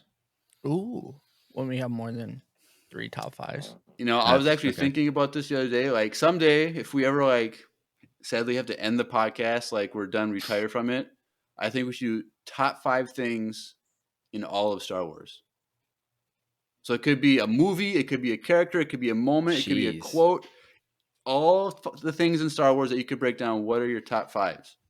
Wow. Well, when Star Wars ends, then we'll do that. Well, as long as Disney wants to make more money, I think we'll be around for a while.